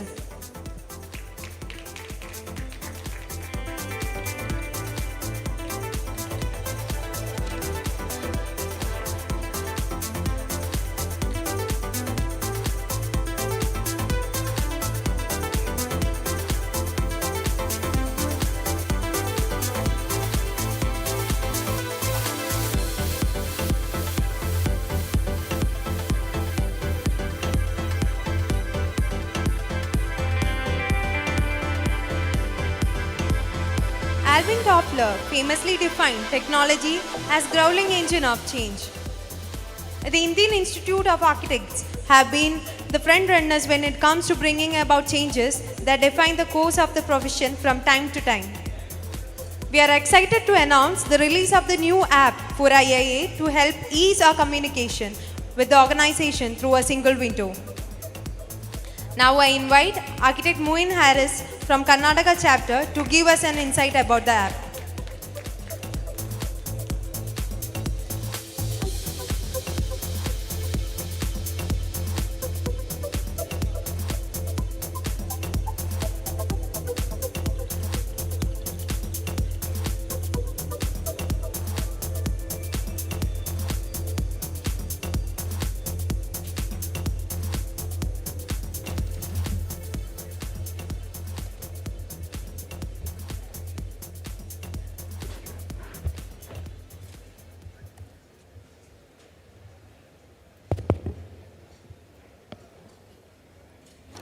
Good evening to one and all. Yes, thanks. I bring greetings from Karnataka chapter, and this is a special announcement that we are all excited about, and we've been taking this from place to place so that we can share what's happening at the app front. So please take your time as I'm talking to you all to scan or just search for IIA on any of these Play Stores available, and you'll find this app. Please download, explore, and experience it to understand what's happening and how we are trying to bridge the connect on a digital fellowship.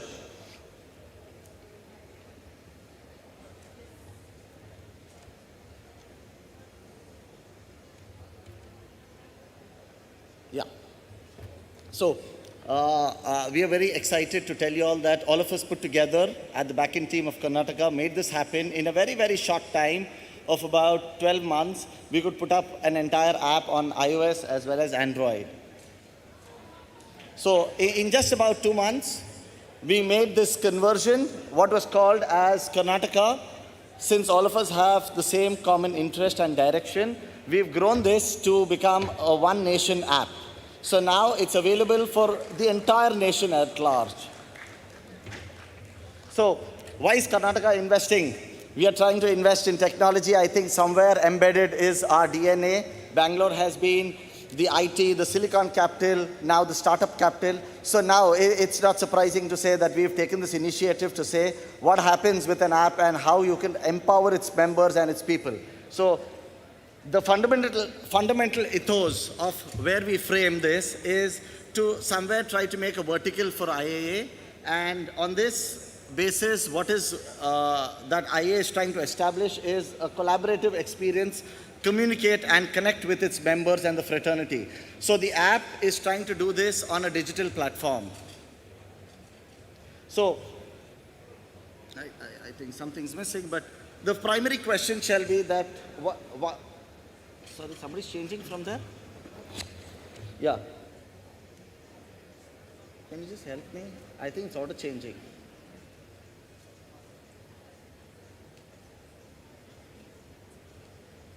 Just a moment. Yeah, so the primary question today would be, why do we need a... This is auto changing. It's changing by itself.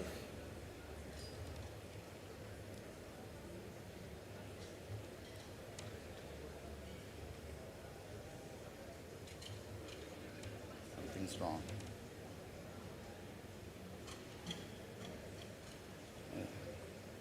Just a moment.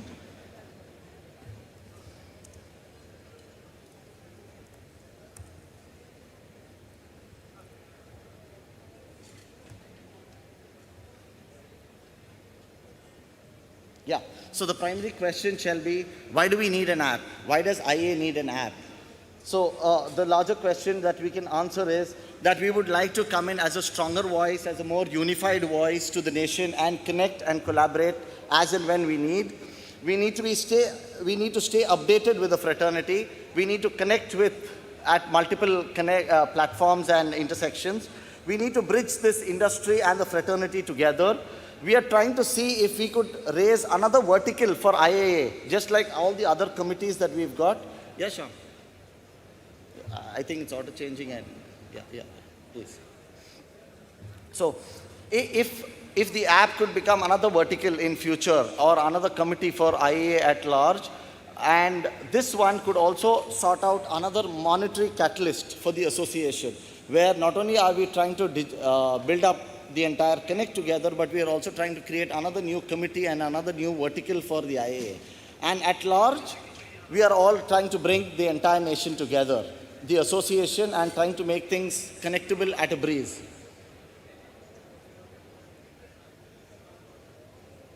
So how does it help its people? How does it connect with its users? So this is one exclusive clutter-free app that directly tries to give you genuine, authentic information within the community for design and profession alone. I'm sorry this is going haywire, but then I'll try to manage. No, I'm not.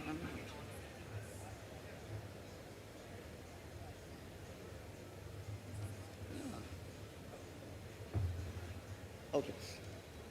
So how does it help its people? It's a new vertical for IA and its operations. We are going to access all members and its committees from here. We could directly connect and collaborate with any of these committees. We could write emails, suggestions, and feedbacks. We could engage something that we want to initiate as a digital fellowship. All along, we are going to be protecting your privacy, which the other apps don't give you. And then we are going to keep you updated about all the events that's happening. A self-propagating knowledge bank that we have within, that's something like a small OTT platform where all the reliable and genuine content is going to be placed there. And after all, technology has been a convenience to all. So since we thought that this is the same direction that all the chapters are trying to read, and then rather than thinking of duplication, we thought that let Karnataka take the initiative of giving this free of cost to all its chapters and dedicate it from our Karnataka chapter team. So if I'm running this quickly, just to take you all, because I think we lost a couple of minutes and it shows 3 minutes. So it's an exclusive app for architects. Please register through it. Once you get this page, please fill in your credentials. This is the home page. It looks like any social media networking app where you could share any content. Everybody is an admin here. You could share any reliable content that is related to design and its profession. You could like, share the content from any of these networks inside out. We have a discussion zone where you could discuss, communicate, inquire questions. We have the yellow bar, that's the navigation bar. And then once you digitalize, why should we digitalize your database? That's because we are going to have a building of a comprehensive one. We are going to have an updation on your notifications. We are going to be self-updating it. That means there are fewer errors that could be made. There is a directory, there is a multiple project upload. Once all this has been made, what it can do and help us along with the notifications is,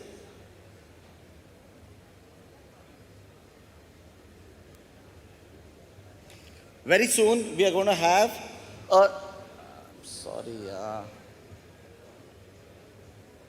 So once we have a database in place, we are going to have Find My Architect on the IAA website. So people and clients could actually connect with people, find out, see their experience, see their expertise, see their regional location, and connect with architects directly and collaborate. These are all the apps that give you free access, but what do? Please try to visit them on the App Store and try to search one small notification that we are having, which I'm trying to share here. It's an all-cloud app. That means there's nothing sitting on your app other than the small executable that we are trying to bring in on your phone. This app will not bloat your phone with content. It will not cache your memory. The database is going to be secure because IAA is not trading with your data. We are going to keep it secure. And then we are still following the organic structure that all of these leading apps are doing. By the way, this certificate, you can see it on Android and iOS. What is the certification? This has been declared by these guys, which directly declares that data is not collected by IIA, whether it's an Android or whether it's an iOS. So what makes an app successful? As you know, it's the people who make it successful. So please log in, please engage, please communicate and add more and more content. So my first request will be download the app. The second would be fill in your database, because that's going to make a comprehensive database for all of us to interchange, connect, and collaborate with each other. And then we want you all as young architects and as the platform I share today here, please explore, experience, and express whatever you think on suggestions to support@iaakarnataka.com. Thank you, and please use the scan code to download the app, or please download typing IIA on any of these platforms. Thank you very much. And I'm sorry about this. Thank you, Architect Moin. That indeed is a big step towards keeping up with the changing time.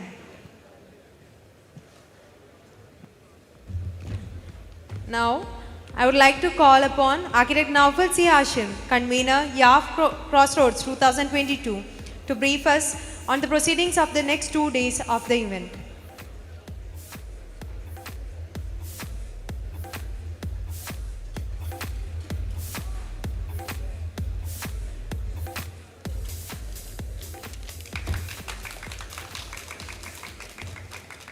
Good evening. First of all, I would like to welcome everyone to Calicut. We are glad that IEA entrusted us with the opportunity to host Young Architects Festival 2022. IEA has been hosting YAF and constantly supporting, encouraging, and providing a platform to young architects to celebrate their journey in architecture. This time, we have planned much more programs along with awards. We have organized competition, Revive Kozhikode, which is to reimagine the Comtrust present. Installations, workshops, panel discussions, rapid fire, and urban angadi. Another thing, this time we are presenting award for the best young practices. We are glad that we received enormous entries for awards and competitions, of which 41 entries were selected for award and 9 entries were shortlisted for competition. The shortlisted entries are exhibited here in the venue. Also, we have arranged street exhibition to acknowledge the public, to create an awareness about the importance of architecture. KRIA, installation program designed for architecture students, started on 26th. And we have 5 workshops: Chinta, Bhavana, Akara, Nirmana, Samsara, and Libby. We also could provide an opportunity for government school kids to be part of our celebration by conducting Bhavana. And they'll be presenting their proposal today at Urban Angadi along with their mentors. From tomorrow onwards, we have panel discussions here in the same hall, and parallelly, award presentation will be conducted in Bodhi and Veda. You will have an excellent opportunity to interact with nationally acclaimed architects with events like Rapid Fire and the Forum. Like most of you are eagerly waiting for when East meet West. We also have another venue hosting Urban Angadi at Sarovaram to appreciate public participation. At Urban Angadi, you can experience the traditional cuisine, culture, music, and much more Calicut has to offer. We are here to help us with anything, and you can reach our team 24/7. We have arranged bands like Avial, when Chime at Toast, and on the last day, we have a rocking DJ with Ribbon Richard. We know you are as much excited as we are, and let's join hands together to make these 3 days the most memorable one. I'm not extending my speech furthermore. Coming up next is a performance by the band Backup Plan. So, see you all tomorrow. Bye. Thank you. Thank you, Architect Naufal C. Hashim. With that, we have come to an end of the IAA chapter Young Architects Award at this grand venue of YAF Crossroads 2022.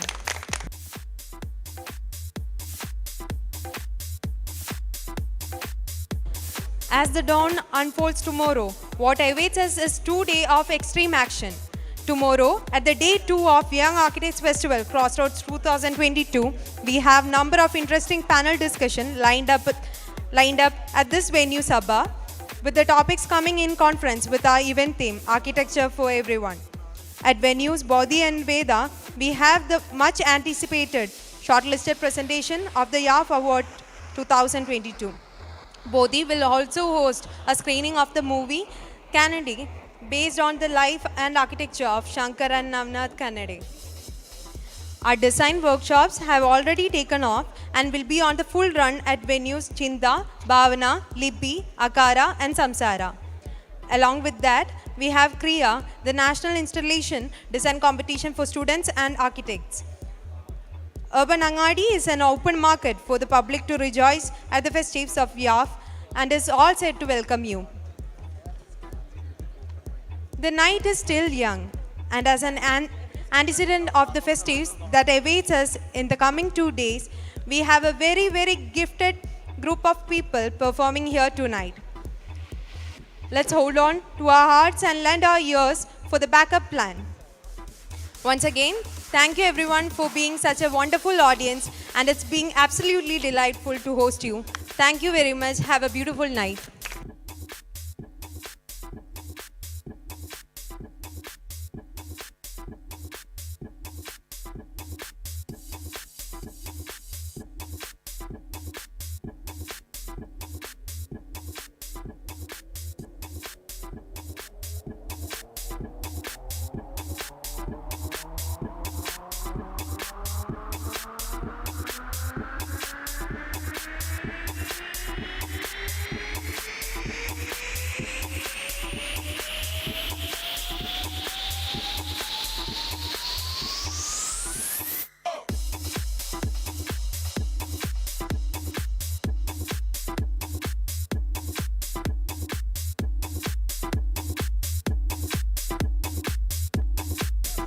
for the cocktail dinner, kindly scan the QR codes on the registration tag.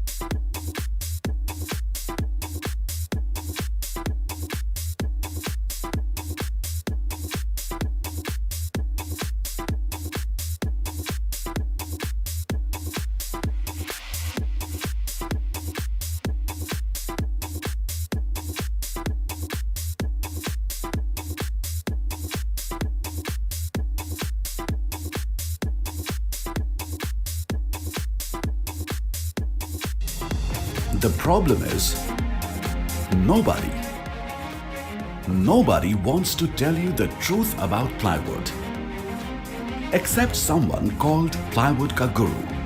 He says no plywood can be made 100% fireproof, 100% termite proof, 100% antiviral, and that just a seal on the plywood does not make it calibrated or waterproof or marine. But why is Plywood Ka Guru saying this? Because he knows you are an intelligent customer who wants to know the truth. And when you know the truth, you will make the right choice. Right? Trojan Plywood presents Plywood Ka Guru, putting the truth back into plywood. Trojan Plywood.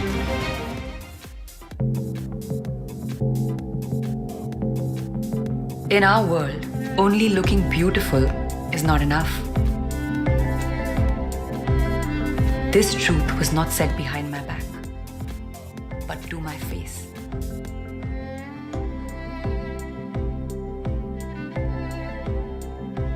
It's a blessing to have such pure honesty that doesn't just acknowledge external beauty, but also recognizes the talent within.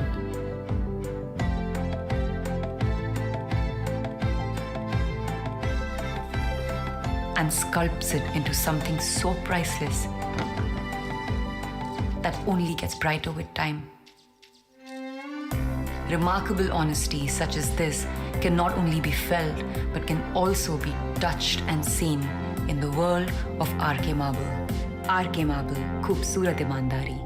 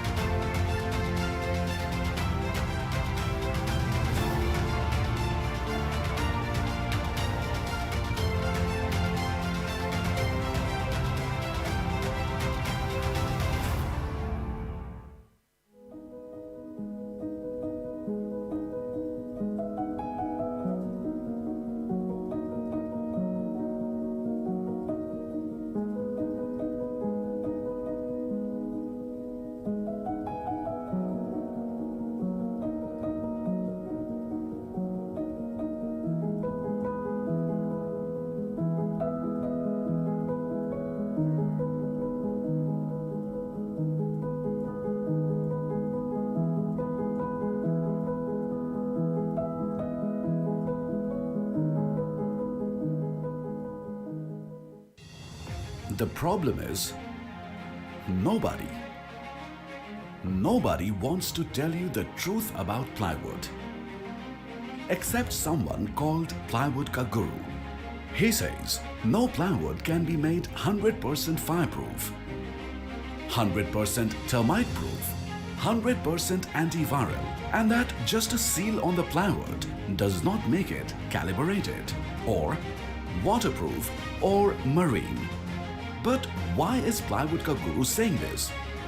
Because he knows you are an intelligent customer who wants to know the truth. And when you know the truth, you will make the right choice. Right? Trojan Plywood presents Plywood Ka Guru, putting the truth back into plywood. Trojan Plywood.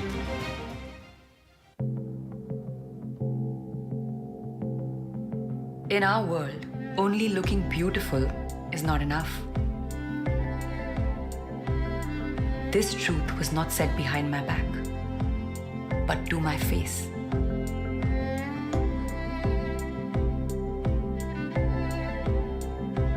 It's a blessing to have such pure honesty that doesn't just acknowledge external beauty, but also recognizes the talent within.